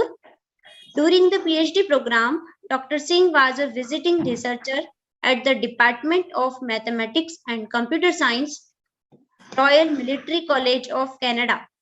Thereafter, Dr. Singh worked as a postdoctoral fellow of the National Board of Higher Mathematics, Department of Atomic Energy, Government of India at IIT Kharagpur. Dr. Singh qualified for the UGC CSIR UGC NET exam. NET is we all know national level competitive exam, and very sir achievement is that sir got top 11 in that exam. So we are very lucky to sir हमारे बीच आज हैं. And top 11 rank, sir was selected by CSIR Shama Prasad Mukherjee Fellowship, and sir is an accomplished academician and has over more than 15 years of research and teaching experience. So again, we all are really fortunate that you are present among us today for this session. With due respect, I would like to invite sir for the second session. Over to you, sir. Okay, thank you. Thank you for the nice words. And I would like to thank Government Nehru PG College, all the teachers there, professors there, for inviting me for giving this talk. And I joined a little, I think just 4 or 5 minutes back, and I was listening, and I was, a little, can I speak such a fluent Hindi, because my Hindi is not so perfect. I will try to speak some of presentation slides in Hindi, but wherever, you know, all the students or all the listeners, if they get any clarification, then they can stop me anywhere in between for any query. Just raise the hand, or you can just unmute yourself, and I will be happy to give the clarification for that. So I like to thank all the colleagues in your college for inviting me, and let's try to share my screen.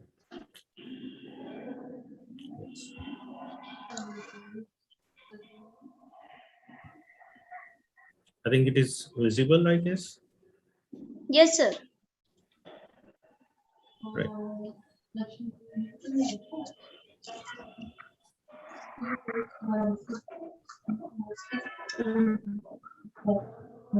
Just a minute, I will take.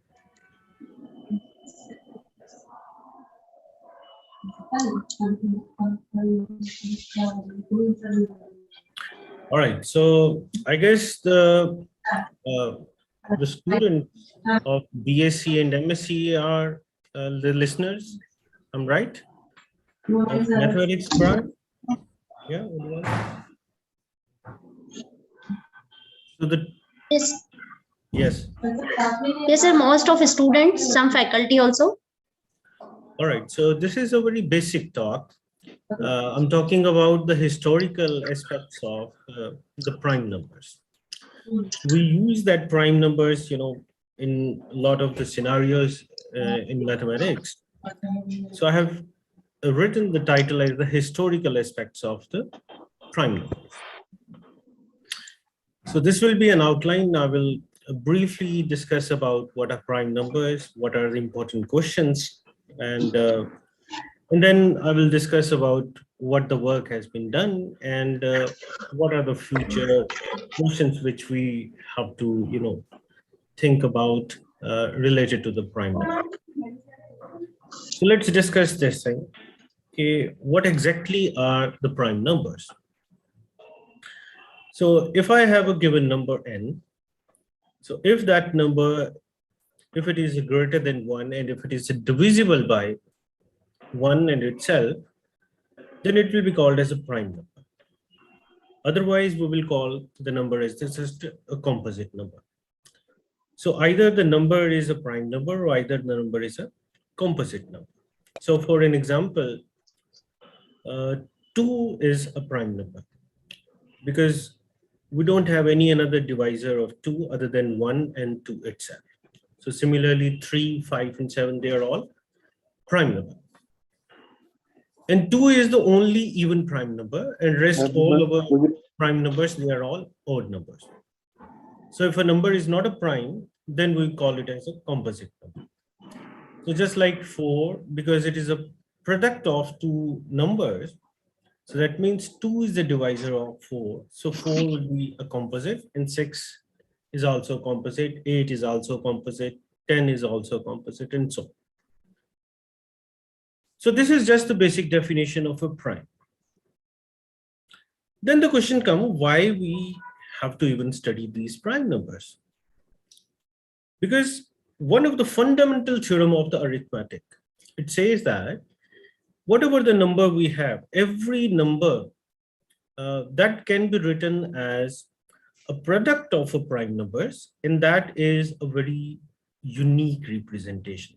That means that is the only representation.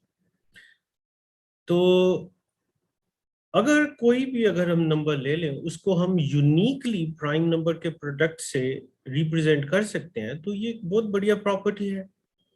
तो इसका ये मतलब हो गया कि हम अगर numbers को जानना चाहते हैं, नंबर्स की प्रॉपर्टीज को जानना चाहते हैं, तो हमें प्राइम नंबर्स को समझना पड़ेगा, उसकी प्रॉपर्टीज को जानना पड़ेगा. तो हम प्राइम को बिल्डिंग ब्लॉक अपने नंबर्स का मानते हैं. So if a person is doing some sort of a research work in, say, mathematics, then the number theory, that means the study of these numbers, which we use in our daily routine. The study of these numbers, that is, comes under the category of a number theory, of course. So prime numbers, they are just the building blocks of all the numbers which we use. Okay, we can think of, okay, these are the atoms. So atoms, why? Because every part of the nature is being built up with the atoms. So do in mathematics, every number is being built up with the number primes, and that is due to the fundamental theorem of arithmetic. So understanding of these prime numbers is our primary, a duty. We need to understand these numbers very from our heart on. All right. So what are the primes, right?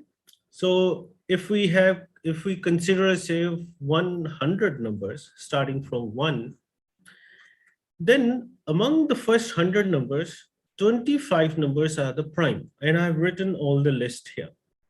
2 is the prime, 3, 5, and so on till 97. These are all the prime numbers. 98 is a composite number, 99 is a composite, and 100 number is a composite. So let's start with what are the different properties we have for the primes. So if I consider the number, say, 1 to 10, so the first among the 10 numbers, there are 4 prime numbers. These are 2, 3, 5, and 7. So if I consider the first 50 numbers, among 50 numbers, 15 numbers are prime. And among 75 numbers, 21 are prime, and so on. So the first property, you can think of is that the percentage, that means the fraction of the prime numbers among the given numbers, that is decreasing.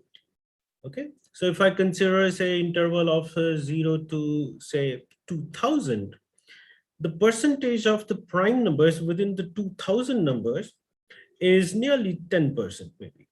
So if I consider, say, numbers, say, from 1 to 1 million or 10 million, the percentage of the primes is decreasing. Okay, that's the first property. But if that percent is decreasing, even then we can find a little trend here. But the trend is that we cannot find it, okay, how much percentage of the prime you can find at any particular interval. So if I ask you, the interval is, say, from 1 to 5,000, how many primes are there? That percentage cannot be calculated until or unless we have some sort of a formulation for that. But only this point we can take it, that the percentage of the primes is decreasing when we increase the interval size, right? So there are many different questions in my mind, but I will restrict, only to these 4 questions. So if the students are having a pen and a paper, or if they have, mobile, I would like they can take the snapshot of these 4 questions, because the rest of the presentation will be depending upon these questions. Okay, I will again come back to these questions. So it is better either you write these questions on a paper. So the first question is, how many primes exist? We know we have infinite number of the numbers, but is there any finite number of prime numbers within the list of those the given numbers? That's our first question. Second is, can we estimate the number of primes less than a given number? Say, if I ask you how many primes are there within first 10,000 number, okay, we don't know the exact number, but can we estimate? Now, we know these answers now, but we will give you the historical details, how we came to, the answers for these questions. The third question in the list is, okay, how do we find out if the number n is a prime number or not? Okay.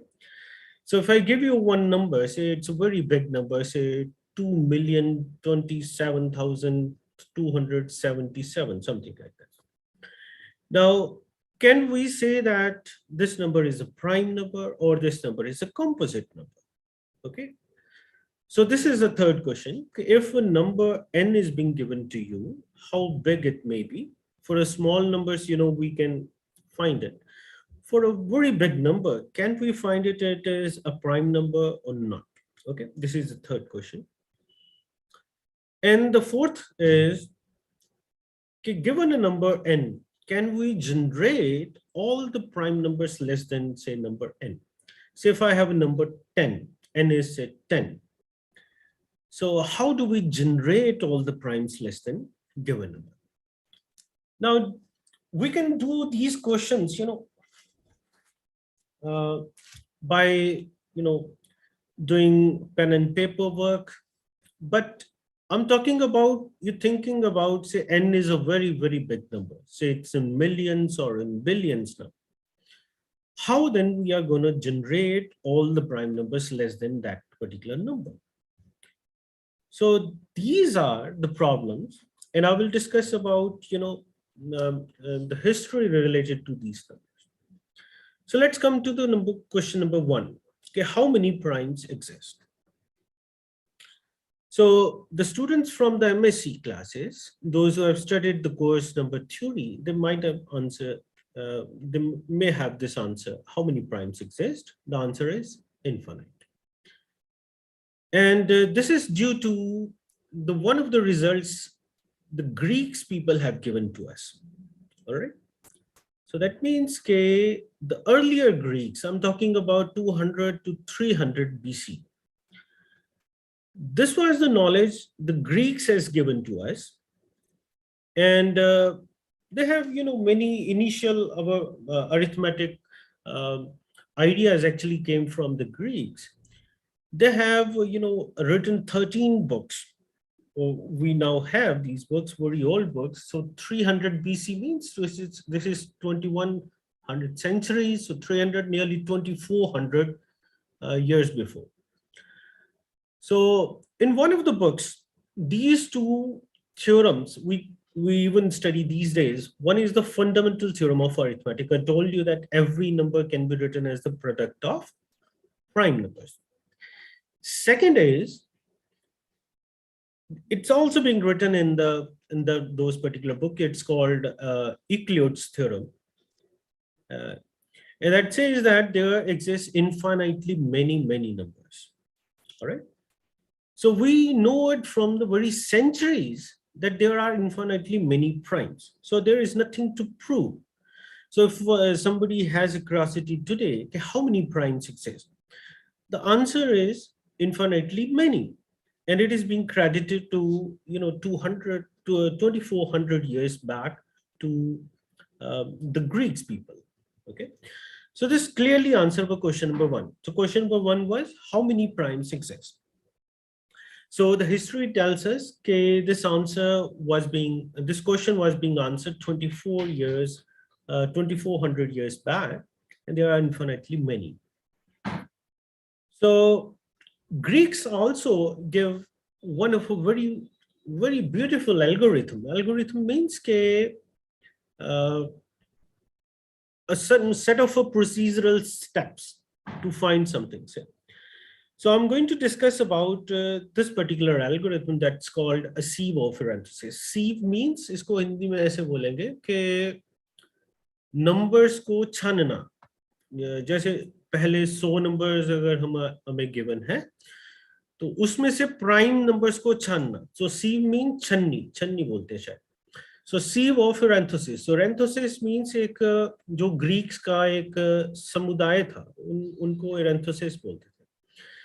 So जब हम ये बोलते हैं parentheses या Greek peoples, so that means हम केवल उस प्रजाति को उस टाइम के जो मनुष्य थे उनको हम दर्शाते हैं कि ये कम्युनिटी में पूरी की पूरी नॉलेज थी. We are not talking about any particular person there. Okay, just like we say when we say Pythagoras theorem. So Pythagoras does not means a particular person. Okay, it means that there was entire clan और एक society थी जिसको हम पाइथागोरियंस बोलते थे. तो ये theorem उनमें बड़ी प्रचलित थी. सो इसी तरह एरेंथोसिस भी एक कम्युनिटी थी ग्रीक्स की ही, उसमें भी काफी थे. तो इस पर्टिकुलर एल्गोरिथम का नाम है that is called the sieve of एरेंथोसिस. So how does this algorithm works? It says that कि ये 3 स्टेप्स हमने लिखे कि write down all the numbers from 2 to n. अगर एक नंबर दिया हुआ है n, तो पहले तो आप सारे के सारे नंबर लिख लो 2 से लेके n तक. फिर एक नंबर, पहला नंबर कोई उठाओ, उसके जितने मल्टीपल्स हैं, जितने आपने नंबर्स लिखे, उसके जितने मल्टीपल्स हैं उसको छोड़ के बाकी सारे नंबर्स को कैंसिल कर दो, काट दो उसको. ठीक है, और ये प्रोसेस को बार बार रिपीट करना है. That is called the sieve of एरेंथोसिस. यानी कि आप सारे के सारे नंबर्स लिखो. इसको मैं थोड़ा सा एक्सप्लेन करता हूँ ये क्या चीज है. जैसे ये मैंने नंबर्स लिखे पहले 2 से लेके 100 तक. तो sieve of एरेंथोसिस कहता है कि सबसे पहला नंबर इसका ले लो. ठीक है, एक I will just take a minute. Okay,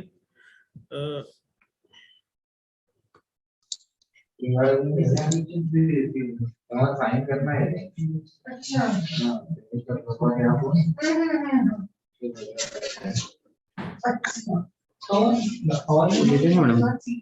एक बार अपन स्क्रीनशॉट भी देते हैं.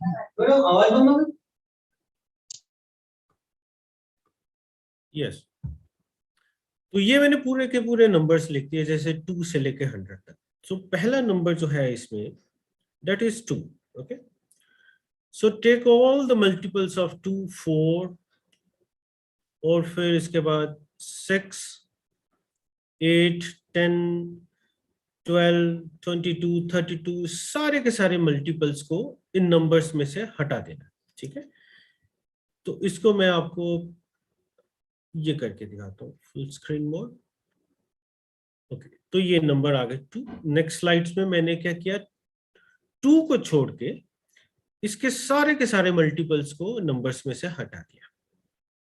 तो ये पहला स्टेप होगा. अब दूसरा स्टेप है कि तीसरा नंबर पकड़ो. जैसे 2 के बाद है 3. 3 के जितने भी मल्टीपल्स हैं मैं इस नंबर्स में से हटा दूंगा. तो ये सारे के सारे मल्टीपल्स को हटा. Then number 5. 5 के जितने मल्टीपल्स हैं उसको भी हटा देते हैं 5 को छोड़ के. ये 5 के मल्टीपल. 7 के मल्टीपल्स इसमें से कोई नजर आ रहे हैं. सो 49 है, तो 7 के जितने मल्टीपल्स हैं उसको भी हमने हटा दिया. 11 के कोई मल्टीपल्स जैसे 22, 33, 44, 55, 66, 77, 88 या 99, ये कोई भी मल्टीपल नहीं है.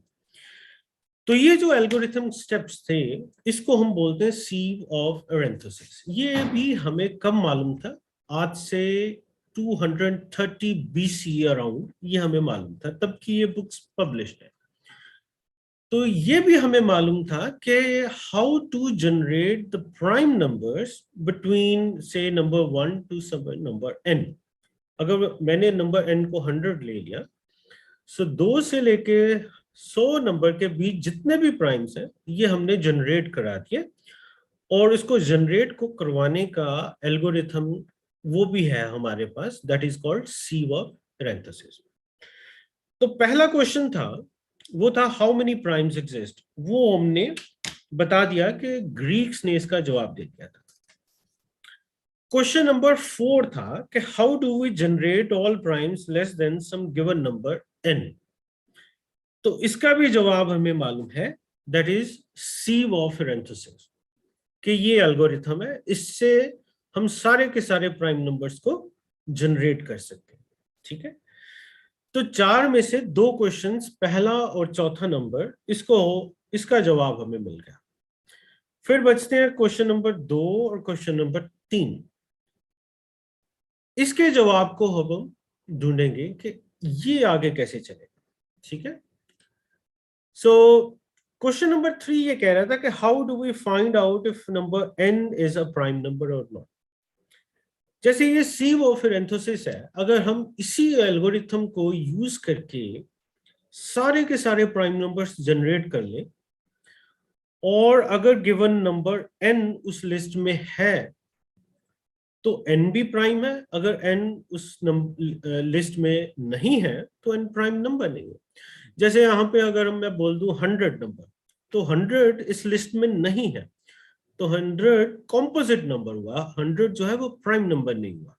ठीक है, तो इसी एल्गोरिथम को हम क्वेश्चन नंबर 3 का जवाब भी कह सकते हैं कि इसी एल्गोरिथम से हम ये भी पता लगा सकते हैं कि अगर नंबर n जो है वो प्राइम है या नहीं है। ठीक है, बट ये मैं आपको कहता रहा हूं कि इसके आंसर मिल गए, बट ये मैंने यहाँ पे चीटिंग की। चीटिंग मतलब कि क्वेश्चन ये था कि how do we find out if the number n is a prime number और नॉट। तो चीटिंग मैं इसलिए कह रहा हूं कि मेरे को केवल इस चीज का जवाब चाहिए कि जो नंबर n है वो प्राइम है या नहीं है। हमने क्या किया, हमने 1 से लेके 100 तक सारे के सारे नंबर्स लिखे, फिर उन नंबर्स को बार बार स्कैन किया, तो ये रेपिटेशन मैंने बार बार किया। ठीक है, तो इसका ये मतलब कि ये अगर मैं काम कंप्यूटर को दे दूं करने के लिए और n को मैं बोल दूं एक बहुत बड़ा नंबर है 10 करोड़ कुछ समथिंग, अगर इतना बड़ा नंबर है तो कोई भी कंप्यूटर जो है वो इसको इस आंसर क्वेश्चन नंबर 3 का आंसर जो है वो इजी से नहीं दे पाएगा, उसको बड़ी दिक्कत आएगी। कोई भी कंप्यूटर है, इसका जो एल्गोरिथम है वो अगर सीवो फिर एंथोसिस भी है, it is very slow sort of algorithm, इसमें बहुत ज्यादा टाइम लगेगा, तो हम इसको कोई बहुत बढ़िया मेथड नहीं मान सकते। तो सीवो फिर एंथोसिस जो 2200 साल पहले एल्गोरिथम था, ये एल्गोरिथम तो है, हम पता कर सकते हैं, कुछ छोटे छोटे नंबर्स हैं तब तो पता ठीक है, बट अगर बहुत बड़ा नंबर है फिर हम नहीं है इसको कर पाएंगे। ठीक है, तो ये बिल्कुल लास्ट में मैंने लिखा है कि but this is an overkill, one just need to find out if n is a prime और not, so there must be a faster method. Okay, तो हम ये अब पूरी की पूरी स्लाइड्स इसमें पता लगाने की कोशिश करेंगे कि क्या ऐसा कोई फॉर्मूला है कि जिस फॉर्मूले में हम नंबर n को रखें तो हमें इमीडिएटली पता चल जाए कि ये नंबर जो है वो प्राइम है या नहीं है। ठीक है, तो हम कोशिश करेंगे कि ऐसा अगर किसी ने कोई फॉर्मूला बनाया तो हम यहाँ पे लिखें। ऑलराइट, तो ये हमारे पहले 4 क्वेश्चंस थे जो हमने लिखे कि हाउ मेनी प्राइम्स एग्जिस्ट, तो उसका आंसर मिल गया कि इनफाइनाइट। क्वेश्चन नंबर 4 जो है उसका भी आंसर मिल गया कि कैसे जनरेट करेंगे, तो आंसर है सीवो फिर एंथोसिस। अब बड़ी इंटरेस्टिंग बात यह है कि 200 और 300 बीसी जो ग्रीक्स ने उस टाइम काम किया था, उसके बाद कोई खास काम प्राइम्स में नहीं हुआ। लगभग 1800 साल कोई ऐसा काम नहीं हुआ प्राइम्स के संदर्भ में कि जिसको हम कह सकें कि it has changed the revolution और it has changed the way we think about the numbers. तो ऐसा नहीं है कि मैथमेटिक्स की डेवलपमेंट नहीं हो, मैथमेटिक्स की डेवलपमेंट चलती रही, बट कहीं ना कहीं मैथमेटिशियंस ने ये मानना शुरू कर दिया कि और भी कई जो प्राइम के रिलेटेड क्वेश्चंस हैं उसका जवाब शायद ना मिले। तो हम आगे चलते हैं, फिर 1600 सेंचुरी के बाद क्या हुआ। ठीक है, so we can call that from nearly 200 BC to 300 BC till 1500 century or 1600 century. This is called the dark period in mathematics, right? Then comes the floodgate. एक मैथमेटिशियन है, शायद फ्रांस के थे, फर्मेट, पैराडी फर्मेट, इन्होंने एक theorem the that is a very very famous theorem, that is called formats little theorem. Okay, formats की एक और बड़ी फेमस थ्योरम है that is called formats last theorem. ये फर्मेट्स लास्ट थ्योरम कुछ ज्यादा इसलिए इम्पोर्टेंट है क्योंकि जो फॉर्मेट ने लिखा कि मैंने उसको प्रूफ कर दिया, लेकिन बाद में उसका कोई प्रूफ नहीं मिला। ये भी एक थ्योरम है, ये बहुत इंपॉर्टेंट है, that is called formats little theorem. And how do state कि अगर कोई नंबर n है और कोई एक नंबर a है, then a raised to power n modulo n is equal to a।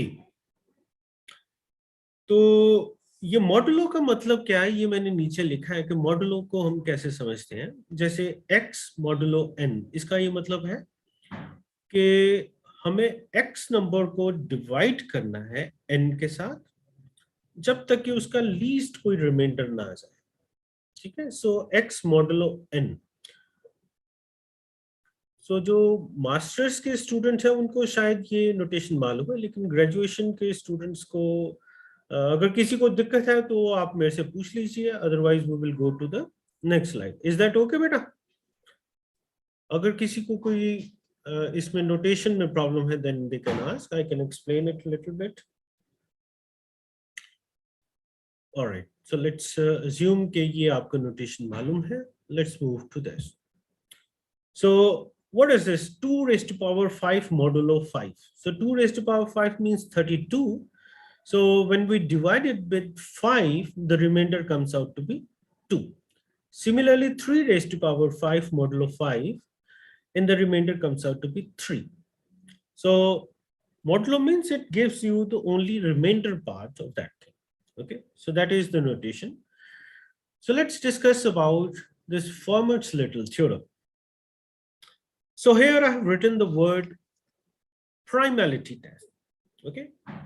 So question number 3 can also be known as, it's a very famous thing that is called a primality test. Primality means given a number n, and then there is a test that is called, say, primality test, which gives us the answer whether the given number is a prime number or not. Okay. So now the point here is, can we assume that the Fermat's little theorem act as a primality test? Okay, let's go back and see what this theorem says. It says that if number n is a prime, that means if you divide a given number with a prime number, if the remainder comes out to be exactly same number a, a can be, you know, any number. If this equality happens, then can we say that number n is a prime? That means it's the opposite of the Fermat's little theorem. If n is a prime, then it is, the equation is okay. But if the equation is true, can we say that n is a prime number? Okay, that's the point. Let's see whether we can assume that Fermat's little theorem can act as a primality test. Okay. So for that, I have taken these numbers. So let's determine, say, this number, this.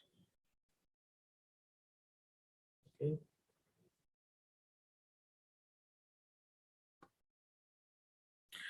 Okay. So we have to determine this thing.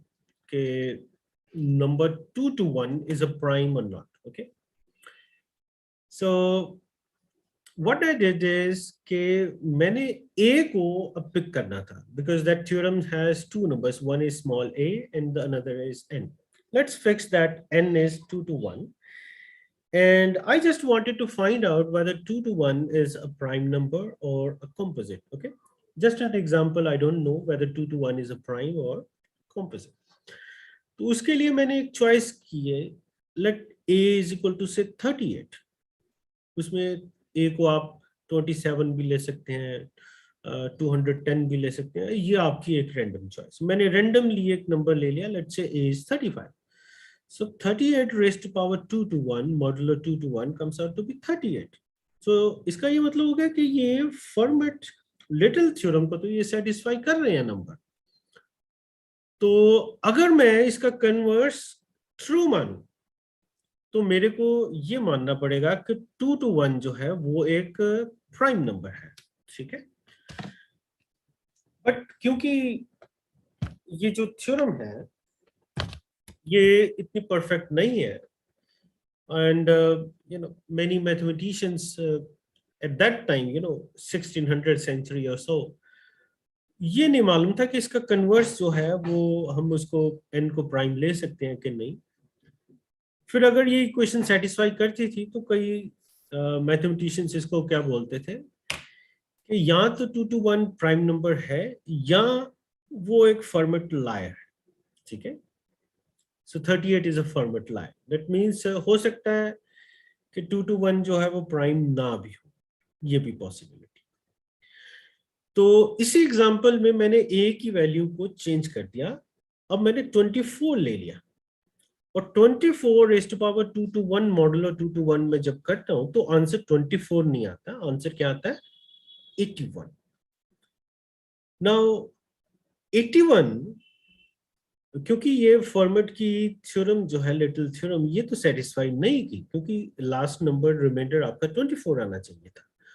ऊपर मेरे को ये doubt था कि हो सकता है ये प्राइम हो, लेकिन हो सकता है कि 38 फॉर्मेट लाया हो। तो मैंने फॉर्मेट लाए को उस नंबर को चेंज कर दिया, मैंने उसको 24 ले लिया और फिर मैंने ये देखा कि ये तो इक्वेशन सेटिस्फाई नहीं कर रही। ओके, तो इसका ये मतलब हो गया कि जो 2 to 1 है वो फिर प्राइम नहीं है, वो एक कंपोजिट नंबर है। ऑलराइट, तो ये हमारा क्वेश्चन था कि can we assume the Fermat's little theorem as primality test. तो क्योंकि 2 to 1 आखिरी में वो कंपोजिट नंबर आ गया, तो मैं ये नहीं कह सकता कि 2 to 1 जो है वो प्राइम नंबर है। तो फॉर्मेट्स लिटिल थ्योरम को हम प्राइमलिटी टेस्ट नहीं अज्यूम कर सकते, ये हमारा कंक्लूजन है। तो क्वेश्चन नंबर 3 ये था कि how do we find out if a number n is a prime number और नॉट। तो इसमें अभी तक मेरे को कोई कंक्लूसिव एल्गोरिथम नहीं मिला। 1600 सेंचुरी में फॉर्मेट ने ये थ्योरम दी, लेकिन ये भी इतनी बढ़िया थ्योरम नहीं थी प्राइम नंबर को फाइंड करने के लिए। ओके, इसमें और भी एक बढ़िया सी प्रॉब्लम है कि इन नंबर्स को फाइंड करना भी बड़ा डिफिकल्ट है। इफ से जो n नंबर है वो बहुत बड़ा है, से इन मिलियंस और बिलियंस, तो इनको मॉडुलो फाइंड करना that is a very very difficult task. तो इसका मतलब कि इसका कंप्यूटर का एल्गोरिथम बनाना, कंप्यूटर का प्रोग्राम बनाना, वो भी आसान काम नहीं है, ठीक है। हम ये भी चाहते हैं कि उसका छोटा सा कोई एल्गोरिथम भी मिले, हम ये भी चाहते हैं कि अगर हम उसका कोई कंप्यूटर प्रोग्राम बनाए तो कंप्यूटर प्रोग्राम भी है वो थोड़ा इजी हो। फॉर्मेट लिटिल थ्योरम में ये दोनों चीजें नहीं है, ठीक है। तो ये हमने थोड़ा सा बताया कि जो फॉर्मेट थ्योरम है वो अगर डायरेक्टली बढ़िया मेथड नहीं है, लेकिन इनडायरेक्टली वो बढ़िया मेथड है। जैसे मेरे को कोई मिलियन नंबर निकालना है तो मैं क्या करूंगा, ए स्क्वायर निकाला, ए स्क्वायर एक नंबर बन गया, फिर उस नंबर का स्क्वायर किया, रादर देन मैं उस नंबर को बार बार मल्टीप्लाई करूं, जैसे a into A into A into A, that is a power 4। लेकिन अगर मैंने a इंटू ए निकाला ए स्क्वायर, फिर ए स्क्वायर को ए स्क्वायर के साथ मल्टीप्लाई कर दिया तो a4 मिल गया। पहले जब मैंने मल्टीप्लाई किया तो मेरे को 4 बार मल्टीप्लाई करना पड़ा, लेकिन ए स्क्वायर को ए स्क्वायर के साथ किया तो 1 मल्टीप्लाई, और ए को ए के साथ किया तो 2 मल्टीप्लाई, तो 2 मल्टीप्लिकेशन में पूरा काम हो गया। तो इसलिए मैं इसको कह सकता हूं कि ये बढ़िया मेथड है, लेकिन ये कारगर मेथड नहीं है, क्योंकि हमने बता दिया कि इससे जरूरी नहीं है कि आपको पता चले कि n जो है वो हमेशा प्राइम है या नहीं है, ठीक है जी। यहां तक अगर बेटा कोई दिक्कत आ रही है, किसी को कोई क्वेश्चन है, दे can ask now. Let's move to then this कि FLT based primality test is wrong, है ना, उसको हमने एक एग्जांपल बना के भी बता दिया था। फिर ये 1899 और 1901 में कार्माइकल ने ये बताया था कि ऐसे कई नंबर्स होते हैं जो फॉर्मेट्स लिटिल थ्योरम को सेटिस्फाई करते हैं। और 1994 में ये भी प्रूव कर दिया गया कि ऐसे इनफाइनाइटली मेनी कंपोजिट नंबर्स हैं जो फर्मेट्स लिटिल थ्योरम को सेटिस्फाई करते हैं, लेकिन वो प्राइम नंबर्स नहीं है। तो फर्मेट्स लिटिल थ्योरम को हम प्राइमलिटी टेस्ट नहीं मान सकते। Okay, alright. और ये भी हमने बताया कि जो प्राइम नंबर्स है, जो स्टार्टिंग में हमने बताया कि जो प्राइम नंबर्स की जो डिस्ट्रीब्यूशन है वो बड़ी क्योटिक सी है। जैसे पहले 10 नंबर्स में 4 प्राइम्स है, अगले 10 नंबर्स में 4 प्राइम्स नहीं है, तो उसकी जो डिस्ट्रीब्यूशन है वो कोई यूनिफॉर्म नहीं है। लेट्स गो बैक टू जिसमें हमने ये नंबर्स लिखे थे, हाँ ये वाले। जैसे ये नंबर्स है, सो 2, पहले 10 में देखो 2, 3, 5 और 7, अगले में 11, 13, 17 और 19, फिर अगले 10 में 23 और 29 नंबर। तो इसका मतलब इसकी जो डिस्ट्रीब्यूशन है वो यूनिफॉर्म नहीं है। कि अगर मैं आपको बोलूं कि कोई एक इंटरवल है, इंटरवल मैं बोल देता हूं कि 25 से लेके 37 के बीच में कितने प्राइम्स हैं, तो हमारे पास ऐसा कोई फॉर्मूला नहीं है कि मैं आपको बता सकूं कि इतने होंगे प्राइम्स। ओके, तो इसलिए हमने यहाँ पे लिखा कि इसकी जो डिस्ट्रीब्यूशन है बड़ी क्योटिक सी है। कभी आ जाते हैं, कभी 2 इकट्ठे भी आ जाते हैं, और कभी नहीं आना तो बहुत लंबा गैप भी पड़ जाता है कि एक प्राइम है, अगला प्राइम कब मिलेगा वो कोई उसका फॉर्मुलेशन या कोई पर्टिकुलर पैटर्न नहीं है।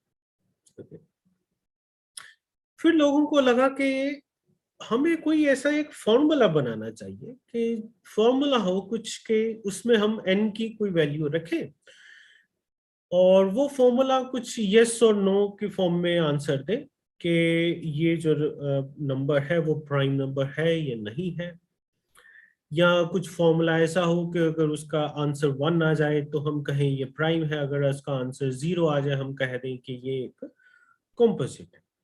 तो इस तरह के क्वेश्चंस जो हैं वो 16th सेंचुरी या 17th सेंचुरी में काफी चले कि let's try to find then the formula for the primes.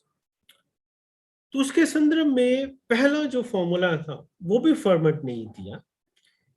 He says that कि 2 raised to power m plus 1 ये हमेशा ही प्राइम न होगा। ये हम 1600 सेंचुरी की बात कर रहे हैं। तो फॉर्मेट ने ये पर्टिकुलर फॉर्मूला दिया था, और तब कोई कैलकुलेटर्स नहीं होते थे, कोई तरीका नहीं था कि इस चीज को वेरीफाई करना। It was just a conjecture, format has given at that time. But उसने ये सजेस्ट किया कि मेरे को ये लगता है कि इस टाइप के सारे नंबर जो है वो प्राइम होंगे, और ये 1600 सेंचुरी थी। लगभग 100 साल बाद आइलर आया था, उसने भी बहुत प्राइम्स के ऊपर काम किया, बट आइलर और फॉर्मेट के बीच नियरली 100 साल का डिफरेंस था।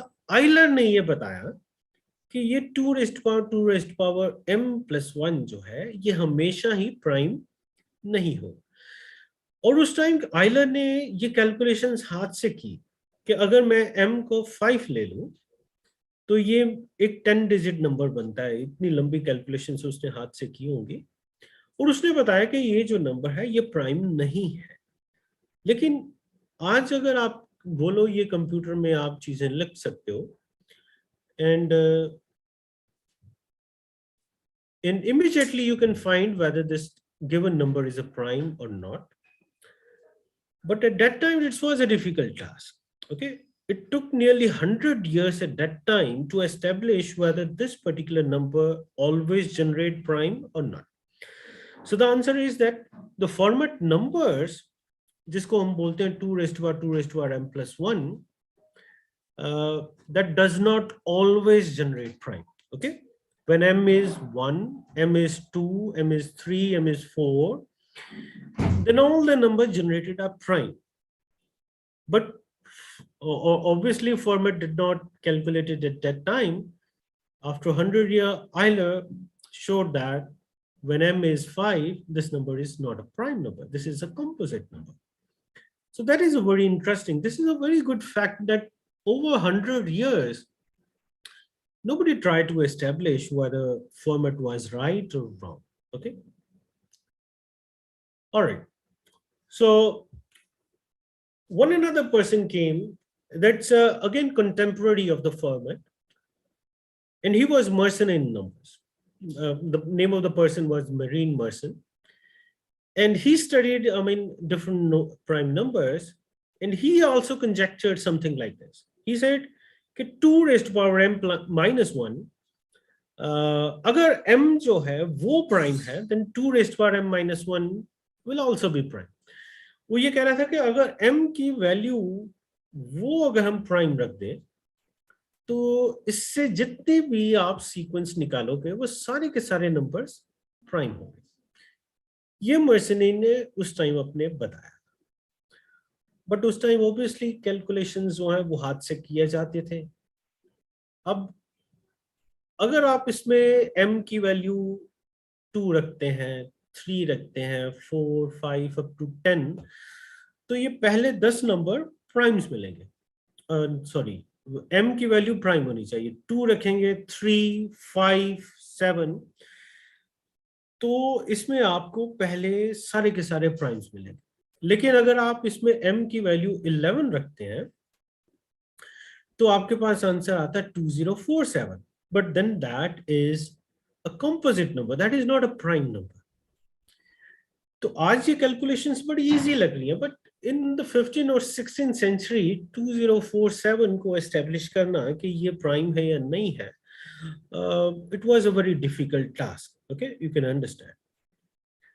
And today 2 raised to power m minus 1, at the starting, we used to call it as Mersenne prime numbers, but now we know that these are not the prime numbers. Okay, although the names are associated as primes, but they can be composite numbers also. Okay, last में मैंने एक note पे लिखा हुआ है कि the largest known prime today is Mersenne prime, 2 raised to power this. I got this information from the Google. What is the largest prime? And how many digits it has? 2, 3, 2, 4, 9, 4, 2, 5 digits. Okay, and I've written in a bracket that there is a $3,000 prize. So there is a website which tracks all the Mersenne primes which are discovered till date, and the prize is like, it has so many digits. Your normal computer cannot handle such a big number. So the price is, if you just able to download that number and do any sort of calculations in your computer with that number, just like do the addition of two numbers, then obviously you have to write the program for that, and normal computer doesn't support such big digits. Okay, so if you are able to write a program for some for little program for just representing that number in your, say, Excel or anywhere, then you will get a prize for 3,000. Obviously then you have to upload, you have to show your algorithm or program to claim this award. So the idea is that if a number is very, very big, your normal computers they won't be able to do the calculations with those. Okay, that's prizes for for the general public. All right, there was one another formula given by Euler itself. Okay, Euler, we have seen in the last slide, Euler dismantle the claim of the Fermat. 2 raised to power m plus 1 is always a prime, and he himself gave one formula, and that is m square plus m plus 41, and he claimed that this particular sequence will always generate the prime numbers. Okay, now this is a very beautiful looking formula. It's very simple. Okay, if you just substitute, say, m is equal to 1, 2, 3, 4, it will all generate prime numbers. How he came up with this formula, that we don't know, but he has given this formula. How he has generated this formula, how he came, that we don't know, right? But to be very surprising, the first 40 values of this particular formula are all prime. That's a very interesting thing. But when you substitute m is equal to 41, that value is not a prime. Okay, so I'm asking a question to all the students. Why when you substitute m is equal to 41, that value is not a prime? Okay, so any student can answer me why this formula m square plus m plus 41, if I substitute m is equal to 41, why it is not a prime? What fact make it that it is not a prime? Any student, they can unmute and Students, please respond to sir.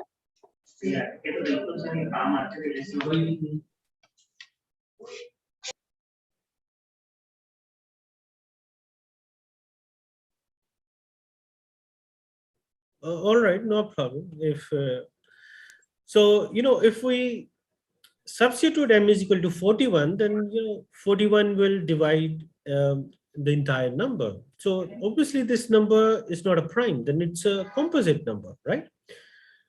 But Euler did mistake at that time. He claimed that this formula will always generate a prime number, or I don't know what exactly he meant. Maybe he wanted to write something else, but we understood now that this formula does not generate prime numbers, but this is a very good formula if it generate all the first 40 prime numbers. Okay, not the first 40 prime number, but whatever the numbers it generates, they are all primes.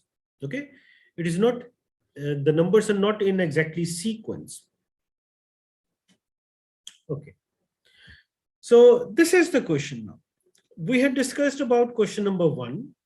We discussed about question number 4 also. We discussed about question number 3, but we haven't got any answer for question number 3. So let's move to the question number 2 then. Okay, if we can't find a given number n as a prime or not, let's try to go for the question number 2. Okay, can we estimate the number of primes less than some given number, say n? Okay, so this was the question number 2. And till now, we know that primes do not follow any pattern. There is no particular formula which fits, which generates the number of primes, or we don't even have a formula which tells given number n is a prime number or not. Okay, perhaps there is even no good estimate of the number of primes till the number n. कि अगर हमें पहले 5000 में कितने primes हैं वो अगर exact नहीं पता चल सकता तो हमें कुछ आइडिया ही मिल जाए कि इतने होने चाहिए, रफली थोड़ा अप्रोक्सीमेट चलेगा, लेकिन वो भी हमारे पास कोई आंसर नहीं था. फिर आइलर ने थोड़ा इस पे काम किया. he conjectured at that time. फिर Legendre, I think he is spelling wrong, Legendre and Gauss came up with an amazing conjecture in the year 1800s around. He said that the number of primes less than number n, okay, that is our question number 2, that converges to a number that is n over log n. Okay, और उसको मैंने थोड़ा table में ऐसे represent किया है कि अगर n को हम 10 ले लें तो actual value number of primes की दैट इज 4, लेकिन n by log n that nearly is 4.3. तो इन दोनों की अगर हम रेशो ले लें तो वो अप्रोक्सीमेटली 1 आ रही है. So if n tends to infinity then pi n by n whole divided by log n, that ratio converges to 1. तो इसका ये मतलब हो गया कि अगर n को बहुत बड़ा नंबर लेना है, ठीक है, इन बिलियंस और इन से बिलियंस और millions, then if we don't know the exact value of pi n means ये notation है कि number of primes till n, उसको अगर हम काउंट करते हैं उसको पाई n बोलेंगे. n by log n, that is the approximate value of a pi n. तो इन दोनों की रेशो लगभग 1 के बराबर आनी चाहिए when n tends to infinity. ये कंजेक्चर था लीजेंड्रे और गॉस का नियरली 1800 अराउंड. आइलर ने भी इस पे काम किया था. तो ये एक मेरे को एक एस्टिमेशन मिल गई कि that is the answer for our question number 2.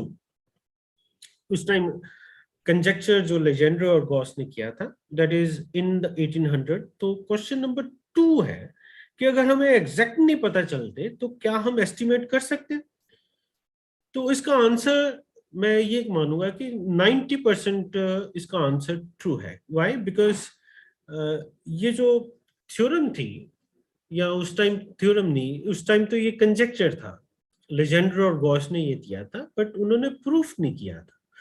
They said कि हमें ऐसा लगता है कि जो नंबर ऑफ प्राइम्स है वो n by log n के आसपास होने चाहिए. ठीक है, ऑलराइट. फिर आता है ये 1859 में very revolutionary idea.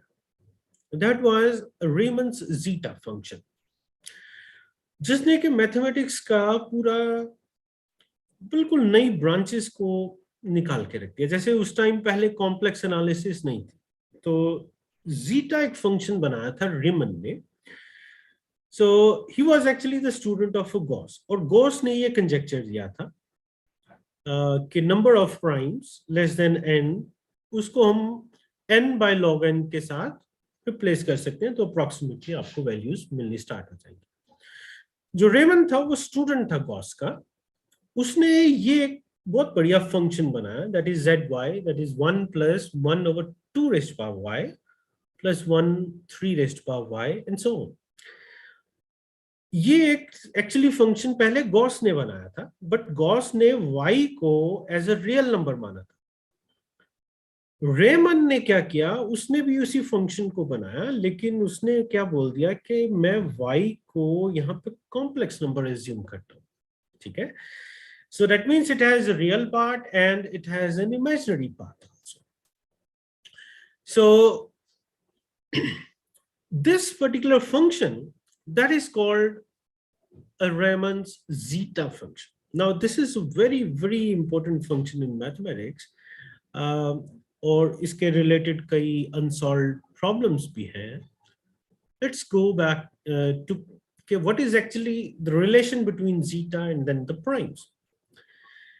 There is a theorem, which relates the roots of the zeta function and the primes, prime numbers. Okay, ये nearly 1800 century में ही ये theorem Euler ने बनाई थी. He related actually the roots of this particular function that is called the zeta function, जो zy करके हमने लिखा. इसके actually infinite number of roots है और इनफाइनाइट नंबर ऑफ प्राइम्स भी है. तो दोनों को रिलेट किया गया था. ये रिलेशन जो है वो थोड़ा काम इसमें आइलर ने किया था, रिमेनिंग काम इसका रायमन ने किया था. सो it's a relation between the roots of the zeta function and the number of primes on the right hand side. So that means if we know the roots of the zeta function, we may be able to understand the properties of the prime numbers, because that is closely related with the roots of the zeta function. So understanding it well is a key to understanding the distribution of a prime. Okay, and from the 1800th century, most of the mathematician has worked to prove the Riemann hypothesis. The Riemann hypothesis is also a very challenging problem. Nobody is able to solve till date. And in the next slide, I will tell what exactly the problem is. So that problem is that the zeta function, many of its zeros, that means its roots, lie on a straight line with the real part as minus of half. Now, हो सकता है ये पहली बार आप सुन रहे हो कि ये हाइपोथेसिस का, हाइपोथेसिस मींस ये स्टिल एक कंजेक्चर है कि किसी ने ये अभी तक प्रूफ नहीं कर पा रहा कि ऐसा क्यों है कि जीटा फंक्शन के कई ऐसे रूट्स हैं, बहुत ज्यादा रूट्स हैं जो एक स्ट्रेट लाइन कॉम्प्लेक्स में लाई करते हैं जिसका रियल पार्ट -12 है और इमेजिनरी पार्ट उसके बहुत ज्यादा है, डिफरेंट। तो रेमन हाइपोथेसिस ये है कि why it happens so conjecture is कि all the roots actually lies on a straight line. That is the Riemann hypothesis. So if anybody solves Riemann hypothesis or tells an idea how to solve the Riemann hypothesis, there is a $1 million prize for that. Just you give an idea how one person has to proceed for its solution, or it's for the better part if anybody gives the answer, okay, or solve the Riemann hypothesis. Okay, nobody knows the answer, but once you get an idea of the Riemann hypothesis, we will be able to get many particular properties related to the primes. Primes भी infinite है. Riemann hypothesis ये कहता है कि number of roots जो straight line के ऊपर लाई करते हैं जिसका real part -12 है वो भी infinite है. ये दोनों ये problem आपस में बड़ी related है. तो एक Clay Institute है, उन्होंने बनाया हुआ है, and they have highlighted millennium problems. Millennium मतलब कि अगर ये problem आप solve करते हो then $1 million prize they will give it to you. Okay, it's an open to every human. कोई भी इसको solve कर सकता है. And this is a problem dated back to 1859. Okay, I have written here. तो 1859 से अभी तक ये problem जो है वो कोई भी solve नहीं कर पाया. It's again challenge to every mathematics community. कोई भी इसको solve कर सकता है. So question 1 is answered. Question 2 is approximately answered. Question 3, that how do we find out a given number n is a prime? ये अभी तक हमें नहीं पता चला कि इसका कोई perfect algorithm है या नहीं. Fourth question था कि how do we generate all primes less than some given number? इसका भी कोई बहुत बढ़िया आंसर नहीं है, but sieve of parenthesis जो हमने starting में एक algorithm बताया था वो भी इस क्वेश्चन का आंसर दे देता है. सो क्वेश्चन 1, 2 और 4 को हम ये मान सकते हैं कि इसका आंसर चलो मिल गया. क्वेश्चन 3 का आंसर अभी तक हमें नहीं मिला कि कोई ऐसा फॉर्मूला है जिससे हम कह सकें कि इसमें हमने n की वैल्यू को सब्स्टिट्यूट कर दिया तो फॉर्मूला हमें बता दे कि ये नंबर n प्राइम है या n प्राइम नहीं है. Okay, how much time I have?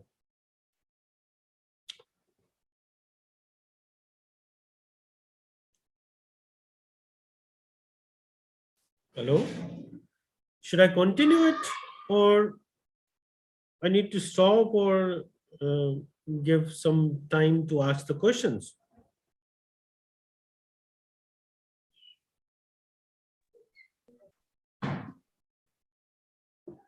Yes, sir, you have 15 minutes, 15 to 20 minutes. All right, all right.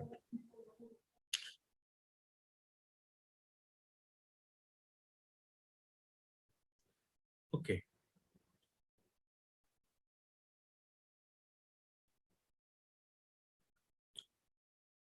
Okay. So again, get back to the quest for finding the formulas.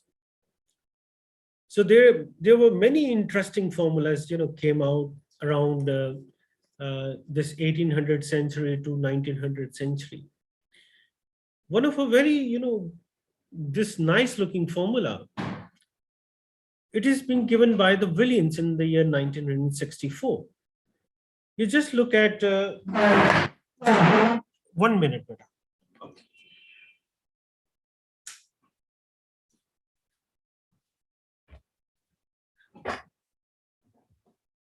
So this is a very nice looking formula. Williams game in the year 1964. So this is a very recent work. He gave a formula that sine square and within the bracket pi n minus 1 factorial whole square divided by n whole divided by sine square pi by n. So he has given this formula, and this is a very, very, very beautiful formula. You just insert the value of n. So the either value will be 0 for Pn, or either the value will be 0. So either the answer is 1 or either the answer is 0. So if it is 1, then we have to say n is prime. And if the answer comes out to be 0, then it is a composite, right? So this is the thing what we are looking for. Okay, can we have a formula? The answer is, well, this is a perfect example that P and Williams came it in the year 1964. Now, well, this completely answers our question number 3. How do we find out if a number n is a prime number or not? Okay, how he came up with this particular formula, he has written it, it's a conceptual thing. But again, there is a slight possibility that this formula may not give the proper answer. That is, this is a perfect formula, but there, because when we come to, you know, as a mathematician, we always want a formula should be, you know, perfect, 100% true.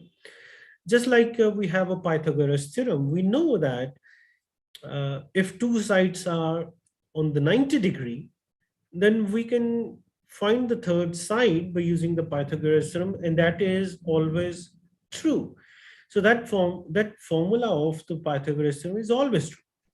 So William came this particular formula in 1964, but then other mathematicians did prove that this formula is okay, but then there is a very, very small possibility that this formula may not give the right answer. Okay, so this is not a 100% foolproof formula. That's one thing. The second thing is, this is even not a fast formula. I mean, if you try to find it, if you try to put it in on a computer, it will take, you know, years to, if let's say n is million or billion number, it will take, you know, a year to find out whether the value of the Pn is 1 or not. Okay, only then we are able to decide. If the number value n is a small, then it is okay. Okay, so this particular formula is good, but it is not the perfect formula which I am looking for. Okay, so this is the reason why I'm writing it. Is this a good formula? The answer is no, because it gives no new insight into the prime numbers. It is directly based on the property of the primes that if n is a prime, if and only if n minus 1 factorial. But this is a theorem related to the number theorem. Now, I give this is an example to the students. Say you have Google in your mobiles. Just try to find out the factorial of, say, number 200. And you will amaze that the Google will not give you the answer. 200 factorial, they won't find out. You try to find, say, 100 factorial, it will give you some sort of an answer. I think I tried once. Google may give you, I think, 170 factorial or 150 or 60 factorial, that's it. So Google also uses, you know, some sort of an algorithm. So finding the factorials is a very difficult task, because, you know, you have to multiply the numbers 1 into 2 into 3 into 4 into 5. And so that makes an algorithm very, very lengthy procedure. Like, say, if I need to find 100 factorial, So I have to give the input as 100, then 100 will be multiplied by 99, 99 with 98. Then the number gets big and big, and storing that number in computer, it becomes a difficult task. For finding the factorial things is really a difficult task. So finding whether given number is n is a prime or not using the Williams formula, it's really very difficult task. So there are two disadvantages of using this particular formula. One, there is a slight probability that it may not give the right answer. Second, that it is computationally not a wise formula. This particular formula is not as good as it looks. Okay, it looks very smart and it's very elegant, very simple formula, but actually it is not. Okay, so let's come to the notion of what exactly I mean by a fast algorithm. Okay, so the fast algorithm means that, you know, most of the times, you know, these days all the students have their laptops, or they use computer, they use the mobile phones. And sometimes, you know, when you use often your mobile, it do get hang, okay? Or even your laptop, they do get hang. Why? Because you have taken a lot of work from your laptop. You have started, say, 1 or 2, 3 different applications at the same time, which your computer cannot work out or give the 100% efficiency, okay? So your computer do get hang, your mobile do get hang. So do, if I have a program written in C or any other programming language, there is a notion related to the programs also, whether that particular program is really a good or efficient program or not. Okay. So two different aspects are always related with any particular program. One is how computationally it is good, and how efficient it is. Okay. So efficient means how many number of operations are used for finding an answer. Okay. Let us suppose you are written a program for finding a factorial of a number. So one person writes one program, second person writes another program. Their programs can be different. So one program can be a fast, another program can be a slow program. Okay. So there need to be some sort of a definition associated with what exactly you mean by the fast algorithm or fast method. So the notion was given by Turing in the year 1930 or around.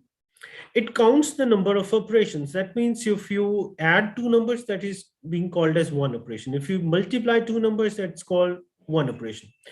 If you subtract two numbers, that's one operation. If you divide two numbers, that's one operation. So computer has to do those calculations within its memory, right? So if the number of the operations are more, then obviously your algorithm is a bit slow. So you need to make your algorithm something like that, your operation should be minimum. So that is the notion of the fast method. If you can develop any particular algorithm of any problem in minimum number of operations, then that is the definition of the fast method. So method is called as a fast if it takes at most a polynomial in log. And so this is a bit, I think, technical words. I don't think I need to go into the detail, but you know why I'm telling you, because the algorithms which we have done in this particular presentation, the first one was the CEVO parenthesis. Now CEVO parenthesis check all the numbers less than n. It do check number 2, it do check number 3, it do check number 4 and its multiples. And in one simple step, it need to check, you know, all the numbers till the number n. So it's very, very costly, very, very costly algorithm. So it's very costly algorithm. So CEVO parenthesis cannot be considered as this is a fast algorithm. Williams formula requires a computation of n minus 1 factorial. We cannot consider it as a fast formula because it needs at least n minus 2 multiplication. So I think I don't need to go this, but I will tell you about this thing. Yeah. So till date, I talked about the back to the Greeks, starting with the Greeks, then Fermat came, then Euler, Gauss, Legendre, then Riemann. Many other mathematicians have worked for, get the answers related to the primes, but there was one thing missing. No Indian was there. Okay. So I made this presentation to highlight one of the Indian came very late in the year 2002. An efficient method was being given by one of the Indian person. And the name of that algorithm is then called as AKS primality test. Okay. Remember the question 3, it says, how do we find out if a number n is a prime number or not? The fastest algorithm till date is then being given a credit to an Indian person, that is Maninder Agarwal. Okay. And he has published his algorithm in the year 2002. He was being given, all the prizes. He talked about Clay Research Prize. Yes, he was being given a $1 million for that. So the right-hand side person here is Maninder Agarwal. He's a professor in the Department of Computer Science in IIT Kanpur. And once he, proved these, all the possible prizes were being given.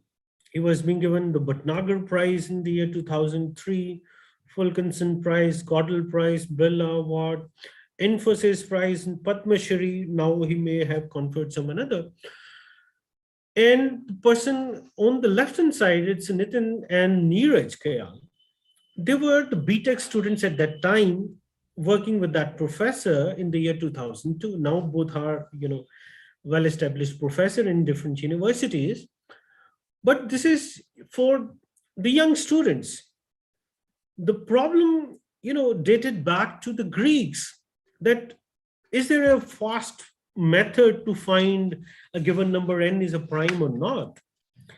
Nobody from the Europe, nobody came from America, from any another part were able to get the answer for this. Ultimately, it was an Indian who came up in the year 2002. And who did it? Professor did it, the idea was there, but who did it? These were the students. They were just the BTech students at that time. Nitin Saxena and then Neeraj Kayal. The professor was Maninder Agarwal. So this is actually, the entire presentation is just to motivate the young students. If they have, interest in programming, if they have some other ideas, they can, implement, they can solve the long-standing problems in our mathematics and physics or in computer science. They can, bring the new era among them. All right. So you can just Google it out. What is the AKS primality test? I told you A for Agarwal, K for Kayal, and S for Saxena, AKS primality test. And that is based on a very, very simple, it's a very small algorithm. This is the fastest algorithm. I'm sorry, I have not written the algorithm here, but it takes another time to explain what exactly that algorithm is. But it's a very simple algorithm. I think I should stop here. And yeah, this is the Riemann hypothesis. If somebody solves, there is a $1 million amount. Yes, this is another unsolved problem, that is Goldbach's conjecture. It says that every number, even number, that can be written as the sum of two prime numbers. Every number, that's still a conjecture. And it was being proposed in 1700th century by Goldbach. Until then, nobody is able to solve. If you are able to solve, you will definitely get $1 million. There is one twin prime conjecture. That means, say, 3 and 5 is a prime, 11, 13, 17, 19, and so on. So the conjecture is there are infinitely many primes, but well, nobody is able to prove. If you prove, you will get the $1 million prize. That's it. Okay. So if there are any questions, then I can answer that. So over to the IQAC cell. No?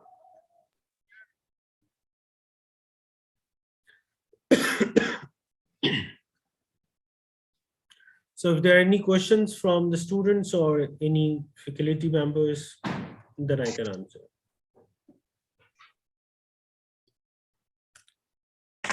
Thank you sir, thank you so much. आपने बहुत ही useful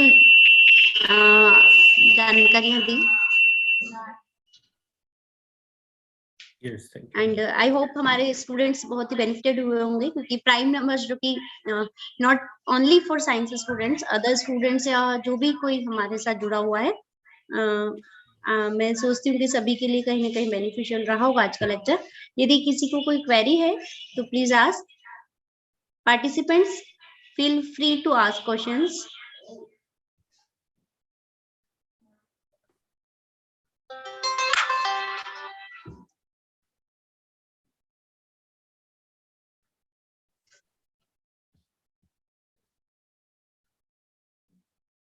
I think no query from participant side.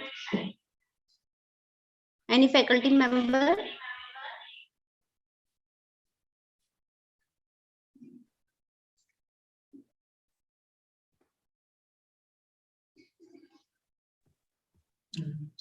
Good afternoon, sir. Yes, good afternoon. Is there any real life application where prime number is used? Yes, it's all crypto and all the financial transactions are actually done using the prime number. So very big prime number. So, you know, if we are able to find a super fast algorithm that can detect a given number n is a prime or not, then all of our financial transactions, which we, you know, do these days, they all will be, you know, comes into jeopardy that all your financial transactions will be in, you know, trouble. You never know, your account will be zero another day if anybody finds this perfect, very fast algorithm for question number 3. But till date, we don't have the extremely fast algorithm. That's why we are, you know, able to do all these financial transactions. So people are working on that. But if one day we have a super fast algorithm which can find a given number in the prime or not, then, you know, all of our financial transactions, we need to find some other security. So I think the crypto person can answer that better. But yes, the real life applications lies in crypto transactions. Thank you, sir. Yeah.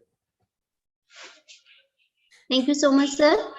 Yes. Now for formal vote of thanks, I want to invite Dr. Ankita Mishra, Madam, Assistant Professor, Mathematics. Over to you, Madam.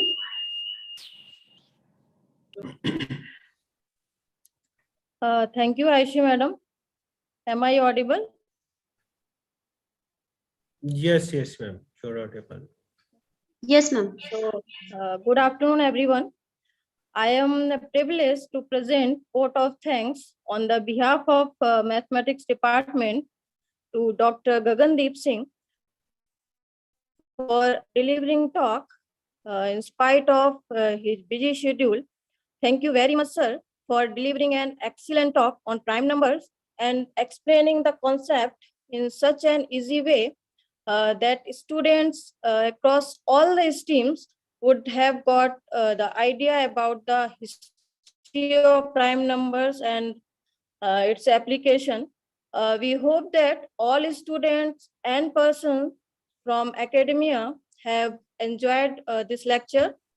I thank all the participants for patiently hearing the speaker, and also I express my gratitude to the principal ma'am and the people who materialized this event. Once again, thank you, Gagandeep sir, for such an interesting talk on historical look at prime numbers. Thank you, sir. Yeah. So thanks for giving the invitation and giving an opportunity to interact with the students. So thanks to the entire department and the entire college. So thanks to the principal ma'am also. Thank you so much, sir. And आपने भी अपने व्यस्तम schedule में से हमको समय दिया, इसके लिए महाविद्यालय परिवार आपका बहुत बहुत आभारी है सर। मैंने कोशिश की काफी हिंदी में बोलने की, बट जितना मैं बोल पाता हूँ मैंने No, okay sir, it's okay. Content, your content is on, मतलब मैथ्स में जो है कोई दिक्कत नहीं है, स्लाइड्स पे था तो आई थिंक सभी के लिए अंडरस्टैंडिंग होगा। All right. Okay, thank you sir. नमस्कार।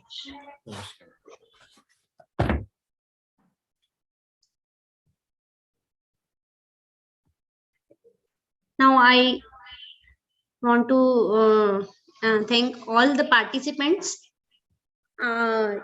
Today there are two sessions held on maths. Now tomorrow there is one session on MOOCs and ICT tools by Chanchala Joshi madam. So you all are invited for that on Zoom Meet. Link is same. And now you can leave. Thank you all of you.